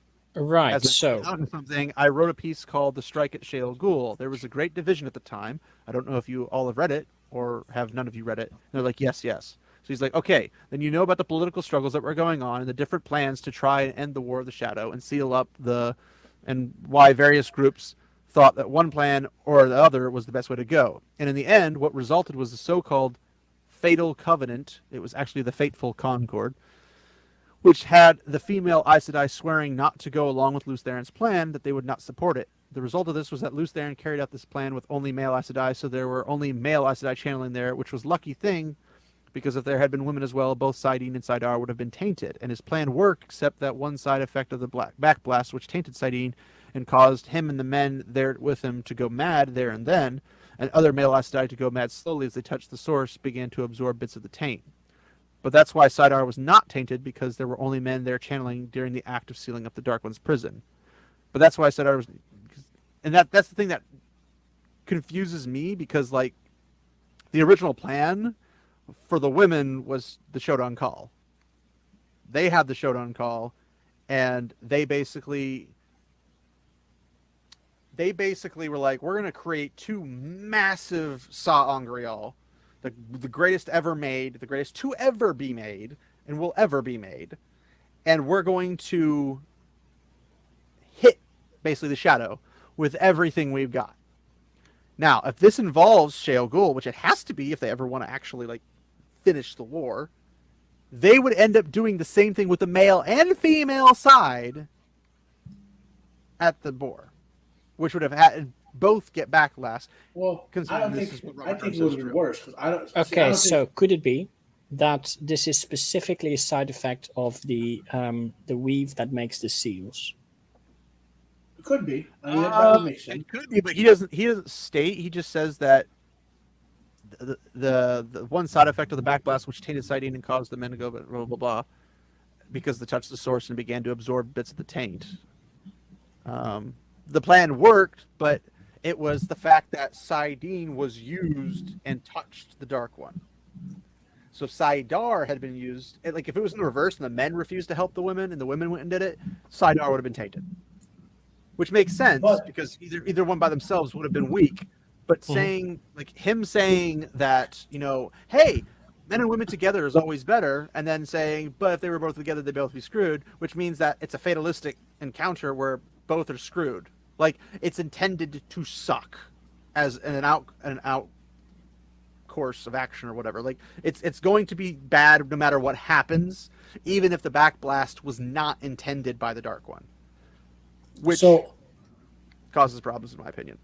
What I kind of read into this is, again, full on spoilers for the end of the series, guys. If you're still listening to us at this point, okay. To actually win, the dragon the soul has to confront the Dark One in a way that Rand did at the end of the series. In other words, there was never going to be any resealing the bore, and you can't destroy the Dark One. And they could have made the Chosen Call squared, and they wouldn't have destroyed the Dark One, right? So, they could have had the. Well, they weren't trying to destroy him. They could have had the Infinity Gauntlet, and they wouldn't have destroyed the Dark One because it's his nature. Well, here's even the funny thing is because Rand actually tells us in A Memory of Light what exactly is going on, and I don't know if I like this as much of an ending, but it says, "Here's the truth, Shaitan," Rand said, taking another step forward, arms out, woven patterns spreading around them. "You cannot win unless we give up. That's it, isn't it? This fight isn't about a victory in battle, taking me. It was never about beating me. It was about breaking me. That's what you've tried to do with all of us. It's why at times you tried to have us killed, while other times you didn't seem to care. You win when you break us, but you haven't. You can't." So that's apparently the whole thing. And I'm like, I don't understand this struggle at all because it's... Because the struggle is that Rand was there to stop the Dark One. That was, in other words, the condition for the Dark One to win was to beat Rand. That's what, in other words, his get out of jail free card. What he's saying is no. He's not trying to. No, it's not beat Rand. Kept Rand to join him. Yeah. No, that's beating him. Like, come and join the dark side, Beating him, killing him. There's a whole bunch of ways for him to join the dark side because the Lord of the Grave can take over his corpse and stuff. Presumably the Creator said to the Dark One, "You're stuck in there unless you can convince this one soul that your way is correct." Right? So, and over again, my impression is as the wheel time cycled, Rand's soul kept confronting the Dark One and kept standing up to him, not giving in, not joining the dark side, however you want to phrase it. You know what I mean? And had like oh wow, another stupid Windows. Anyway, because I have a Windows server in the background that wants to do a Windows update. Anyway, of course it's beeping at me. Yeah. Had like the male and female Aes Sedai work together when they went to the Boar, Lews Therin would have been in the same position Rand was an age later, and conceivably could have said to the Dark One, "I'm not joining your side." And, But no, because it would have still been tainted because Ishii is what he used to keep the back blast from hitting after it was cleaned. Because Ishii had the true power, which is the Dark One's power. And the true power was what the Chosen were allowed to use to keep, they could use it if they had the favor of the Dark One, and the Dark One also put like a filter of the true power onto each of the Chosen, or the Dreadlords, so when they channel, they won't go insane. So the filter was the true the true power. So the true power is what Ishii has that Rand uses because if you remember, Ishii grabs Kalendor. But women have to control Kalendor. So there's a link that's made. So the women can make the link, men can't make the link. So the women were linked to Rand, and then they also, when Ishii grabs Kalendor locks Ishii in. Ishii is the focal point, but he is also a filter from the true source. Or the true power. Sorry, not the true source. The true power. The true power is filtering. So any backblast is going to hit the true power. The true power cannot be tainted. The true power is the Dark One. Otherwise, the Dark One would taint himself and thus go crazy. Like, that wouldn't make sense. So, basically, the true power was sourced from the Dark One. The Dark One can't taint himself. So, when he didn't cut off Ishii. So, Ishii still has access to the true power. And when Kalendor forces Ishii through the link and has to be controlled by two women, which is where we get like Olivia and Nynaeve. And they use him and Kalendor alongside with Rand's power to basically push the Dark One back. Because Olivia was mega strong, like the strongest of the female channelers, even stronger than Nynaeve, I believe. Mm-hmm. Nynaeve stronger than Lanfear, even. Yeah, like she's a mega dope in terms of power levels. Nynaeve is also super crazy strong. You have Rand, who's the strongest of the men. So you have all of this working together on top of you grabbed the strongest of the bad guys, of the Dreadlords, the Forsaken and the Chosen, and use him and the filter that he was given by the Dark One to basically protect themselves from a backsplash effect. That's how everything ends. I don't know how satisfying I feel about it, But that's how it ends. It's a clever way to do it. But there's other things that drive me nuts about it in that regard. But that's basically how Sidar didn't get tainted, how Sidene didn't get tainted again. And then it just pushes him back in his hole because allegedly from all the other multiverse worlds that are just like this one, they've fallen. But as long as this particular world doesn't fall, he doesn't win in the other worlds. He has to win in all of them to win. If he loses even one of them, he loses in all of them by default. So this is him basically trying to win in this one, the Dark One, and he's not succeeding. So that filtration is basically what saves everything. And Lanfear's in the back. Well, it still wouldn't give him the winning condition because he still has to get Rand to join his side. If Rand just chooses to wait to the next stage to fight as a soul, then this just continues. Well, that's the thing is they sealed it. So this is going to happen again. But it's going to happen again inevitably. The only way it wouldn't happen is if the Dark One went everywhere and was free. Or the creator removed the Dark One, which why he didn't, I don't know. Well, like, even a Iluvatar's like, to the void with ye, Morgoth. Well, like, yeah, but that setting isn't required. Like, there's less balance in that setting. You know what I mean? So in other words, I got the impression that this is again the Sword of Truth thing where like people saying they were borrowing concepts from one another between the two. Like in the Sword of Truth, the Creator and the Keeper are two big cosmic forces. They can't exist without one another. You know what I mean? So the Creator that doesn't make logical sense. Well, yin and yang. Good and evil only but good and evil, good can exist without evil. Evil cannot exist without good. But good can't be defined without evil. Well, it can because it's its counterpart. Evil is the absence of good. You might not call it good, but you're not calling it anything at all because it's the starting point. Because like you say, like I give you an apple because you're hungry. You're like, that was a good thing to do. Mm-hmm. You can have that. It can be defined as that's a good thing. That's a good thing you should do and ought to do. But but that's always counter to it would be not good, evil, to deny someone an apple, for example, if he was hungry. I don't know if it'd be evil to deny it.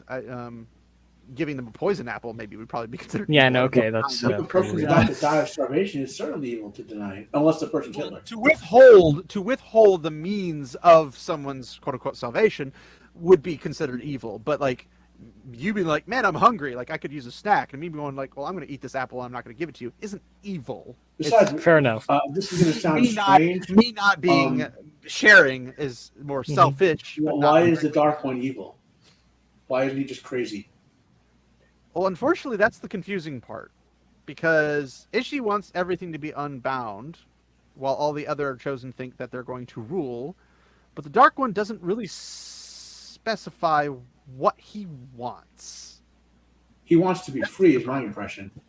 Well, he wants to be free, but he was outside the pattern. He was outside of the design. So think of him like how Morgoth in the song and the creation of Arda. He went outside of the intended pattern, pun intended, and sang his song to contradict Eru. And Eru's like, "What's the deal, dude? Like, get that's mine." Actually Eru says later, but you still did what I wanted anyway, because he wanted him to be random and creative, and then that's what messes he wanted Melkor him up. to create through Eru's points. He just created it poorly. But the thing is that Eru.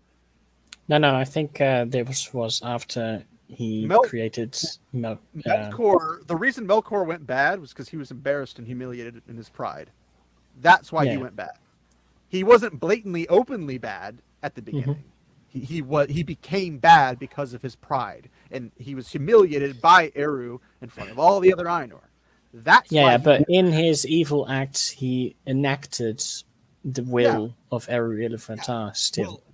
Well, here's the thing: there was two outcomes. If Eru wanted everything to be good, and there was something that came in and caused everyone. It's the virtue ethics philosophy of theology and stuff. Like why is morality here? Whatever. Virtue ethics is the thing they go for. Which I really wish Ontarian was here because he could help with that. But where are you? Curse your internet. But yeah, basically, if Melkor didn't break away, everything ends up good, and that's good.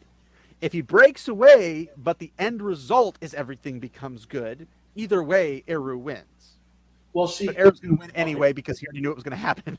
What happens in between Arundel and Valquenta is after Melkor realizes that even in his chaotic nature, he still fulfilled Eru's will in the song. He then went looking for the flame imperishable, because that's basically the superpower of Eru. But that's only inside Eru. Couldn't find it. It's only inside Eru. Yeah. Yep. So then he goes crazy or snaps, or whatever you want to call it. Decides, I'm going to go into the universe, Aya, which has been created, and I'm going to go to the special place he wanted. And before anyone else gets there, because I know that to travel the whole universe and create all the stars, I'm going to pour all my power into that orb and make it mine. I'm going to, and that's his corruptive Morgoth's ring, whatever you want to call it, and that's when he kind of goes off the ranch. You know what I mean? Like it's not when he's singing, and it's even when he's looking for the flame imperishable. It's when he decides, I'm going all in. I'm going to go inside the universe you just created, and I'm going to try to impose my corrupted will over it by taking your special place you're making and make it mine. And but it was specifically explained through the Silmarillion that his pride is what put him on that path. Like he didn't instantly become Morgoth. He didn't instantaneously start murdering people. He didn't instantaneously start creating orcs. It was an overtime process. The point of falling, we're talking before he even get to that point. He goes off the rails. He's off the rails by the time he gets to the point where he's making orcs or whatever. Well, yeah, that's what I'm saying. Is that's the result of where he started. But the start, in the song, when he creates the discord instead of the harmony, when he creates the discord, that's when he begins his path to evil, to ultimate evil. When he gets to Arda, he's like, I'm going to create because I want to be Eru. I want to be the creator. It's literally Lucifer and God. It's literally the comparison. No matter how much we want to shake a stick at it, if you follow both stories, it's literally identical. It's not an allegory, but Melkor is Satan. It's a one for one. Melkor is literally Satan. That's talking such outright in his letter. Melkor is Satan. Well, he's the most powerful of the Ainur, allegedly. In the letter, he says Melkor is Satan. He was the greatest of them. Yeah. Lucifer was the greatest, but he wasn't necessarily the strongest. I think Michael gets that as the strongest. Tulkas can beat him in battle, I think, 1-on-1. Tulkas could beat him in a physical match. Yeah. Not necessarily a non-physical match. But we're talking in power level of Ainur. He's the power. Melkor is the greatest, but Manwë is almost his equal. They're considered brothers. I was always under the impression that Manwë was one of the weaker. Because he received the lordship of the Valar despite being weaker because of his wisdom and his other attributes. It wasn't because not sure about that. You gotta remember, inside Aya is different than outside. In other words, all of them who went inside Aya, even except Melkor, who did it to himself, had their powers limited. You know what I mean? Well, yeah. So I believe it was before and after, because out of the ones who came in, Melkor was the strongest of the fire. I believe it was the fire type Ainur. He wasn't. He was only the Maya are specifically typed. Yeah. Oh, is he the only typed? Yeah. So once they go inside Aya, right? Melkor didn't accept the limits. But he limited himself by dumping all his power into Middle Earth, basically. Yeah, him and Sauron both put so much of themselves into their creations to exert their will that they can't even do things that they used to be able to do, like transform or stuff like that. Like when Morgoth has the thing with Fingolfin and all that stuff, and he gets injured and whatever, he can't even properly heal because he's put so much of himself into the creation to control it that he can't even change his form anymore. That's why Sauron after the ring couldn't transform back into his fair feature. Well, no, that was because he got said murdered on Numenor while it sank. Eru barred him from being able to assume a fair and pleasing form ever again. I thought it was because even he could do it when he came to Numenor, and even after making the rings. And only when it sank and he was cast down by Eru himself, he was stripped of that power. Yeah. I thought it was because you did the same thing with Morgoth, where they put too much of themselves. No, it was a punishment because I hate to say this. There's a reason Sauron is my favorite character. It's a pretty cool punishment of like, well, you just can't transform anymore. It was like, what Sauron did to the Numenorians, it's like the best thing in like not the best in the goodest sense, but the best in the accomplishment sense. It's one of the best things an evil person ever did to his enemies. The way he basically turned Numenor, like who was this massively powerful force, right? He corrupted them over a course of 1,000 or so years, right? He pulled them and then literally sent them, knowing they would be destroyed in the effort. Right? He didn't anticipate Eru doing response, but he sent them. Said, "No, if you go to Valinor, you can beat them in a fight, and they'll make you immortal. Yeah, you can go. Just take all your ships and go." It countered the point of mortality for humans, for man, being the gift of Eru Iluvatar, and men becoming afraid of dying rather than being satisfied with a long life of fulfillment. So it's a very good story. It can be very complicated at times, obviously, because Tolkien's not a simple person. He's very complex. No, it's definitely but thank God for that. But in terms of like, there's a lot of comparisons between like Eru and the creator, because like even the last part with Rand that we see in Memory of Light, where he can just light his pipe just by thinking of it. There's concepts and theories that he becomes the creator, or he merges with the creator, or he's granted direct power by the creator. I don't know which or if any of those are accurate. Consider this, okay? And you guys know more about the Wheel of Time than I do. I'll say it again and again. So I don't know if Jordan ever made a comment on this. But the one power is what power is the Wheel of Time, right? But that's necessarily the only power that the creator can grant people. No, wait, the Wheel of Time is powered by water. That's right. Water. Just remembered. Water everywhere, not a drop to drink. It's a water wheel. We all been fooled. Yes. So Rand's reward is basically he gets another power from the creator, basically. You know. So it seems. But that's the thing, though, is that the power of making things come into existence, no channeling, no weaving, no form of magic. It was just, it came into existence. That's something creator level. That's like, I want to make a moon. Poof, the moon's there. Like, it's creator level stuff, but we don't see anything beyond him lighting the pipe, because he still has the saw on his eyes from Morden. He still has, the Morden appearance and everything. The only thing he doesn't have is just like he can't channel. Like he cannot channel, but he's essentially ascended beyond needing to channel. Yeah. That's the thing. We don't know what it could turn into, but I think Sage is falling asleep. Do you know for certain whether or not he himself is the one who lights the pipe? He thought it into existence. That part is in the book. He thought, I need to light my pipe. Yeah, I don't remember the exact details. Could it be he's just like, I need to light my pipe, and the creator's like, I got you covered. Click.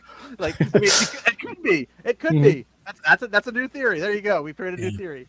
But it appears, because he smiles, and then just kind of like goes off. And while Mule makes a point of like, yeah, he could be just crazy and hallucinating, I don't see why. Because Ishi was insane. Rand wasn't. Rand was very lucid after him and Luther and Telamon merged. And it was literally a soul body swap. So all it was is Rand's body has Morden and Morden's body has Rand. That's literally the only difference. The soul and the mind didn't change. Ishi got his final peaceful rest that or maybe not peaceful, I don't know. He got his rest. And Rand gets Ishi's body, and then he goes off, and the girls know he exists. The girls know who he is. That's all we know.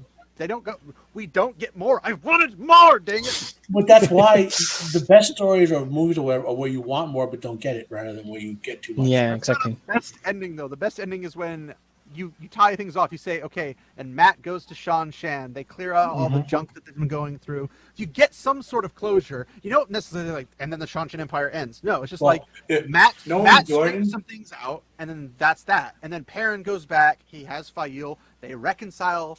They go back to being who they were before, because everything after she got kidnapped basically ruined their relationship, because there was the cheating thing, the mentality of thoughts of cheating going on, even though nothing ever actually happened from it, and then that affected their relationship that way.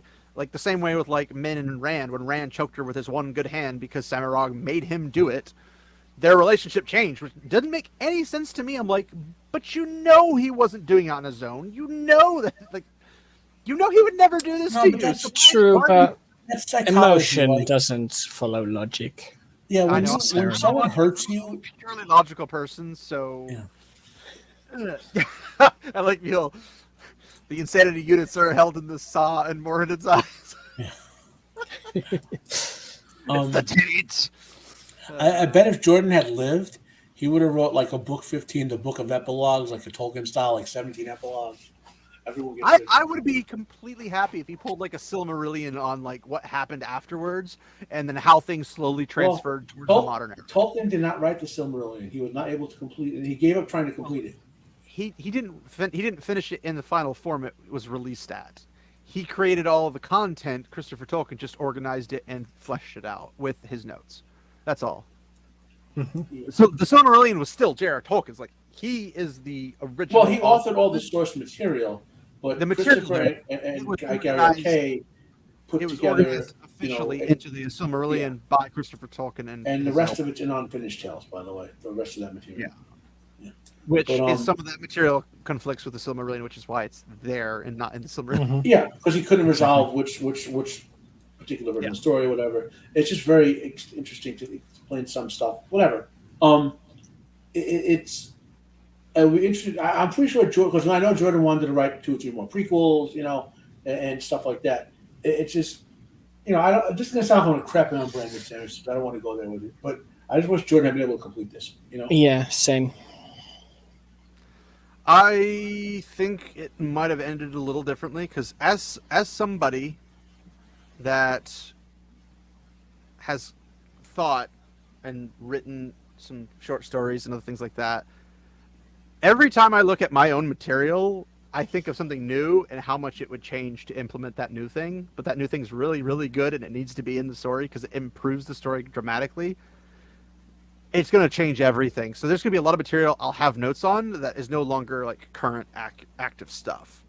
And there's always going to, every time I look at it, it's going to like, imagine having 15 books of material. Originally thinking it was going to be like 3. And then it turned into 7, and then you're like, well, maybe 11. We'll get 11. And then they're like, it ends up being 14 plus 1.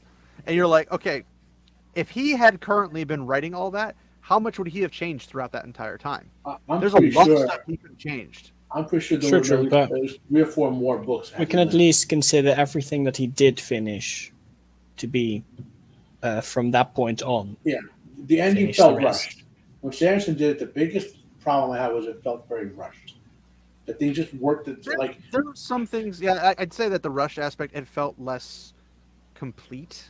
Like at some point at the beginning of Sanderson's the 3 he wrote, right? He comes up. He starts everything's all of a sudden everything's coming together. Rand's going around organizing. Okay, I need all these honors for the time I got on it. Like not even working to it, just going places and say, oh yeah, well, we'll send an army if they're right now, Rand. Like it just like there was no. Whereas for like what was there 14 minus 12. So you have 11 books where Jordan worked through everything, right, by detail. Then all of a sudden, Sanders is hand waving stuff in the last 3 books to get to the last battle. That's my impression of it. Okay, that's fair. I mean, I can see where you're coming from, but maybe I would actually like the Sean Chan if Jordan had not done the hand wave at the end. Because I think you and I have got into this on this. The whole Sean Chan just feels because literally if Jordan had written it the way he wanted it to work its way into the final story, maybe I would He wrote the Sean Chan. He wrote them in like book 7. Yeah, no, but but finished their story. Okay. Yeah, because like I said, Nynaeve is equal to Rand to me and my favorite character. But the first 3 books, I hated her. Mm-hmm. Rand was your favorite character. Rand and Nynaeve are my 2 favorite characters. I love Rand from very early on, but I'm a simp for the chosen. I am disappointed in you. Yeah. I'm disappointed. But Nynaeve, originally I liked Nynaeve. I mean, I like most of them equally. But something about Rand, as soon as that little bit about him not really being Tam's kid, so to speak, you know what I mean? To the show, Mountaineer. Yeah. Sorry, go ahead. Yeah. So it's like as soon as that little bit of intrigue about Rand's backstory came in, I was like, that's when I was like, oh, this guy's really interesting. You know what I mean? And then no matter what you do. the problem is Matt got tied up with the stupid Sean Chan, who I hated. You got to remember yes, that. Matt is my favorite character, not the things around Matt. No, I don't care about the things around Matt. I care about Matt. You know, the storylines that Matt got involved in made me like Matt less as things went on. I really loved when he was with the Band of the Hand. I hated it anytime the Sean Chan showed up. So here's the thing: you're saying that things around the character are what made you dislike a character, which is not that's why the story. Yes, Rand's story it makes Rand my favorite, one of my two favorite characters. I think the problem is not that he dislikes Matt; he just dislikes Matt's storyline. Yeah, Matt's not a person. I can't dislike or dislike him in a way that way. So Matt and Rand are stories to me. So Rand's story is one I love equally to Nynaeve's at the end. Matt's story got hijacked, in my view, or derailed or whatever by the Sean Chan. And I think if Jordan had completed it, maybe I would feel very differently about the story of Matt. Why do you think it would have ended with him not being with the Sean Chan? I'm not saying the Sean Chan storyline would have been maybe not the same one. Well, that's what I'm saying, is that if he had written them, because that's what I'm saying, when I write things, as I look back, every time I write more, I go back and I find the things I have to change. So things are always going to change until it's fully released. And then once it's released, you kind of have to stick with it. Just don't do any red weddings, you know. I mean, murdering a lot of people is really fun. Just saying. Did I say it's that? Fun, sure. Well, no, you know how the Red Wedding, he had written at least 1,500 pages past that point when the Red Wedding. To be fair, I'm not that big a fan of Martin. I don't. This is a moral story for anyone who wants to write something. I write stuff as a moral story. So that was in book 3, right? He had written almost 1,500 pages past that point already, right? And then past the point of book 3 that the Red Wedding occurred. Then he had a dream one night with the Red Wedding in it. Woke up and said, wrote it down. This is so good. I have to put it in the story and change everything I'm writing because of this.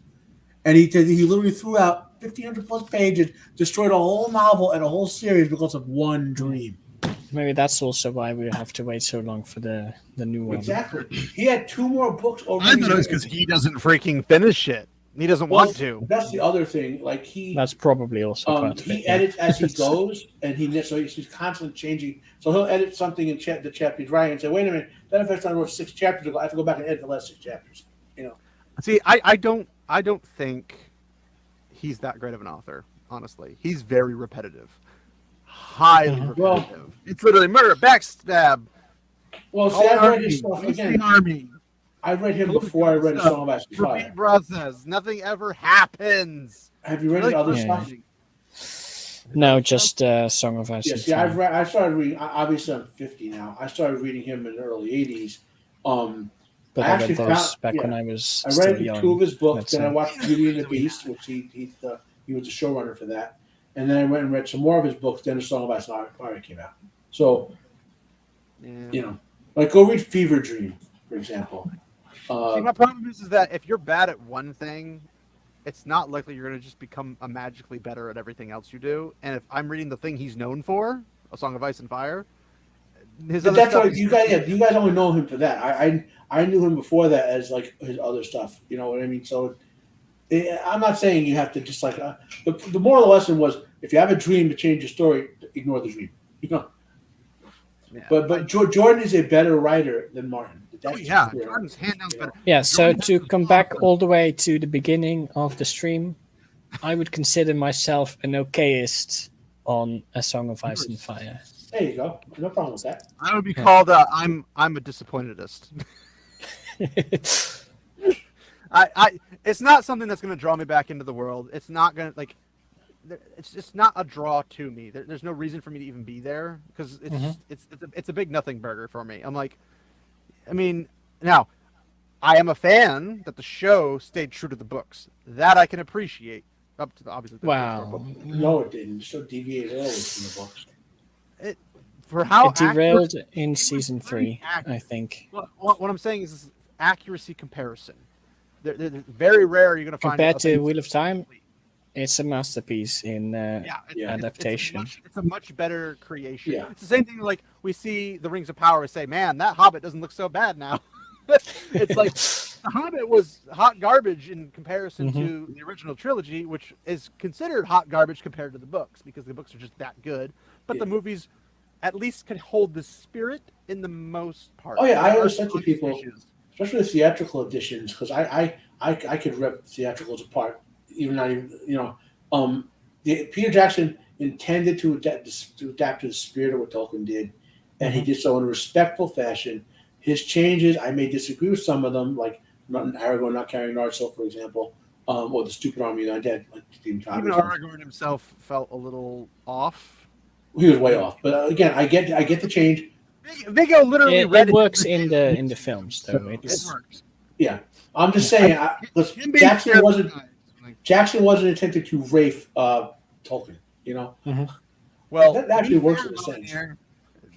Everybody but me loved the Dark Social, so you'll have to go back and watch this after we're done, which we need to probably wrap up. It's been 3 hours. Yeah, it's getting quite late here. Yeah. That's all you guys know. Sorry for draining an hour. Although the last hour was much more fun than the first two. That's true. true. Definitely more interesting, but not the reason we gave for this. We finished on a strong note. Kind of far from the original intent. I'd say, as quoting Sage, we finished on an okayest note. Exactly. Okayest. It's better than a disappointed note like me, but yeah, thanks guys for hanging out. I know it was interesting seeing Arterian and Sage's first reactions, since we literally watched it right before it went live on the stream. So Malinier, you can go back to the beginning of the stream when it was done, and you can watch their actual first reaction because they literally just watched it. They hadn't seen it. I had seen snippets of it, but I saw more detail this time, and I think Matt had seen it before. So I pointed out some stuff that other people didn't notice the first run through, but it makes sense, I guess. So we'll see more as they release more, I guess. I don't care how good the acting is. When is it supposed to premiere? Yeah, that's a good question, actually. The end of August or September? And I'm going to look it up. It's August or September. I feel like it's the end of August, which is going to hurt because Guild Wars 2's new expansion's coming out, so I'll be busy. 22nd. September 1st. September 1st? Yeah, so... I don't know if they will do 3 episodes immediately or just go standards 1. Well, if I'm lucky, they'll probably pull it out. If I'm lucky, the whole season a week on the high seas. And that's also a thing. If you're lucky, it'll be Scrub of History. I don't know what you're talking about. Yeah. No, that's what I'm blessed. That's what the creator himself grants me the power. I'm disappointed in Rand for not just being like, the Wings of Prime? I don't even know what I'm talking about. That it just disappears from existence. Why? How convenient. Book Red just shows up on the screen and just hand waves and it's gone. Well, I always picture like if you had that where it's like this comes up and then you have like Rand walk on the show and he's like, the meme. Yeah. What was that? What's the name of the movie? Is it Pulp Fiction? No. Not sure. Samuel L. Jackson and John Travolta. Oh gosh, what is the movie called? Why am I blanking on it? Not Jackie Brown. That's It's the one. That's with the hamburger in French is the McDonald's in French, still McDonald's. Jackson with the afro and Travolta's got the little. Yeah, that's Pulp Fiction. Okay, but they have like John Travolta comes in, he's like. They do that, but like have it be round. Just like, what is this? What the fuck, bro? What the fuck? But yeah. And then Black Parent, just watching dressed as Black Parent goes, time to get these motherfuckers off this. I am sick of the mother effing bad writing in this mother effing show. That would be funny. I don't know if Arterian's watching or not, but thank you, Arterian, for participating while you could and your internet allowed you to. Thanks, Sage, for staying up really, really late. I know you probably would like to go to sleep, although if you'd like, I can serenade you for another 6 hours like the previous time. Yeah, no, that's not necessary. It'll put you to sleep eventually. True. And then Matt. Thank Well, you maybe for- not though. But I would like to say, Matt, your amateur 20 minutes was disappointing. You didn't like my time travel rant or revealed my secret identity? No, I'm not. I'm not ready for that. Only if it involves wiping Rings of Power and Wheel of Prime out. I did. I used my time travel powers because I'm a cyber tech now. I Something- lost it in the middle of it. And I said, I'm really a cyborg from the 30th century with time travel powers. I'm going back now for someone to kill Hitler, get that off the list. Then I'm going to kill Rafe. Then I'm going to change to replace him 2 years ago before this was ever done. So you have a good Wheel of Time adaptation. Then I'm going for Rings of Power. Actually, That's what I said. Mule just pointed to something. It's like season 2 cold open should be a bard recapping season 1. Yaskier from Witcher would be great. Getting booed off stage, and then Tom Maryland getting on stage and starting to tell the story over from the beginning. That would be awesome, and that'd be a way for them would to be fix great. it. That would be a way for them to fix it. They ain't gonna do that. They ain't gonna know. Too they ain't much work already done. I actually last question. Promise last question. I meant to ask Lady Balefire. I asked her in Discord, but I meant to ask her about when we were talking about Conan. I had an epiphany because I was watching somebody else's YouTube video. How would you feel about Henry Cavill as Conan in a TV show? He's got the fitness for it. True. Okay. And that's one of his faults as Geralt, because as Geralt is supposed to be very slim and kind of scrawny, but like he's still strong, but he's very slender fit. He's not like buff. And they made Cavill buff for the series. I'm going to blow your guys' mind. Okay. I don't know. I pretty much do that on a daily basis. You know, give me something. There was that really bad 2011 Conan film with Jason Momoa. Jason Momoa, the movie itself with adult Conan was horrible, right? Jason Momoa physically got how to play Conan. Like a linebacker. He moves like a linebacker. Like the athleticism, the feral nature of it. That's how Conan should move, right? Oh, the other part is, I think Henry Cavill would be great because Henry Cavill needs to be a lead. He can't be the side of one of those types of shows, and his physical manifestation of himself is not necessarily matching to Geralt. He doesn't have the palest skin, which you could use probably makeup for, but his build is way too big for Geralt. But I still think he did an okay job despite he that. can do Conan. Mm-hmm. I think him as ripped as he is, and like he's not just ripped, like he's built. He's a freaking he's a truck amongst ducks. Like he's freaking running over things. But don't ask me why I said that. I don't know why I said that. Yeah, that's a weird analogy. You should wait until you see my video I have to release. It's full of weird ones. It's really bad. It's literally like a Robot Chicken episode. It's bad. But I think he would do epic as a Conan. And Amazon canceled that because of what's her face that did Rings of Power. I can't remember her name, but she ran Rings of Power through, but canceled Conan because of toxic masculinity. Yeah. I got a suggestion for our next show. Why don't we come up with actual actors we think could play some of these real-time roles? I mean, I don't know the pool of actors available. I'm not a casting. Yeah, no, I also don't You really don't know. go crazy. Like, I only know a I few am big ones. crazy. Have you not noticed? No, because I think Jordan said at one point Liam Neeson looks as what he envisions Land like, but Liam Neeson's too old to play Land now, right?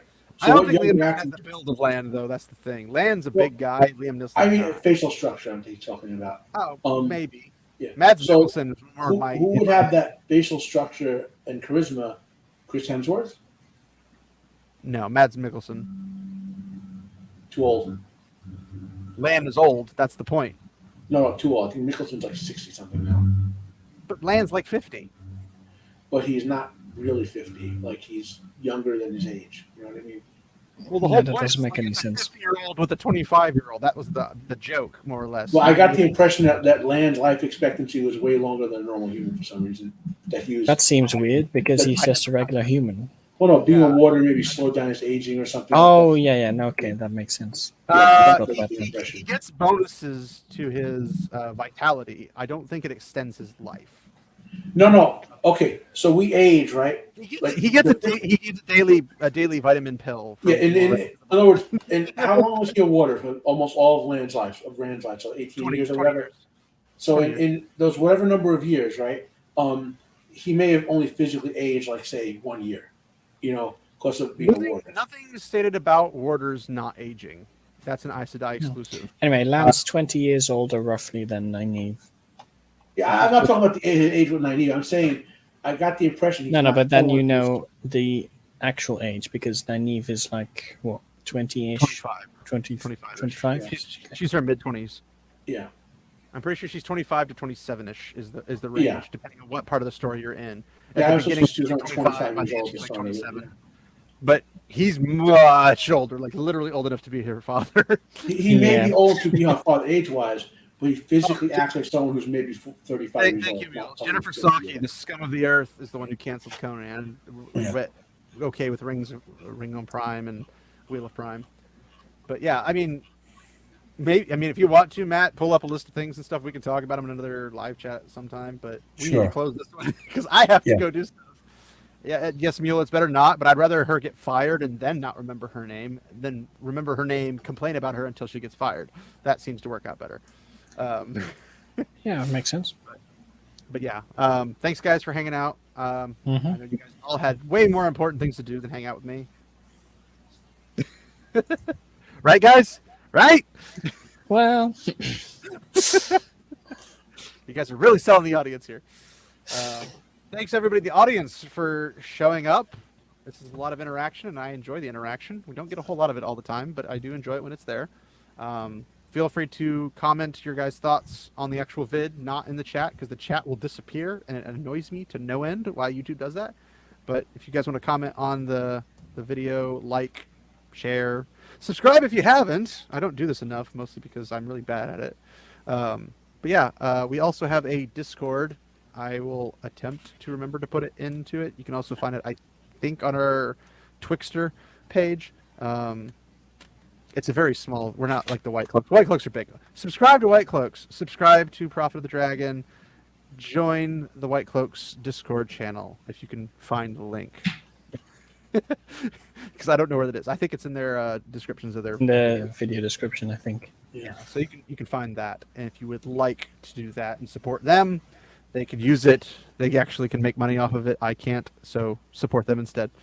But I mean, I'm not going to turn you away if you say yes. But yeah, thanks guys for hanging out. We'll try to do another one of these soon. It was a little longer. I had a lot happen here in the last couple of weeks, so not a whole lot happened. I haven't been able to release videos or anything. It's driving me nuts. Live streams are just easier to do because I don't have to do a whole lot of prep. I exist and talk. It's easy. But yeah, we'll go ahead and call it here. So when I close out, you guys feel free to bounce, and I appreciate you. And we'll see you all next time. So take care now.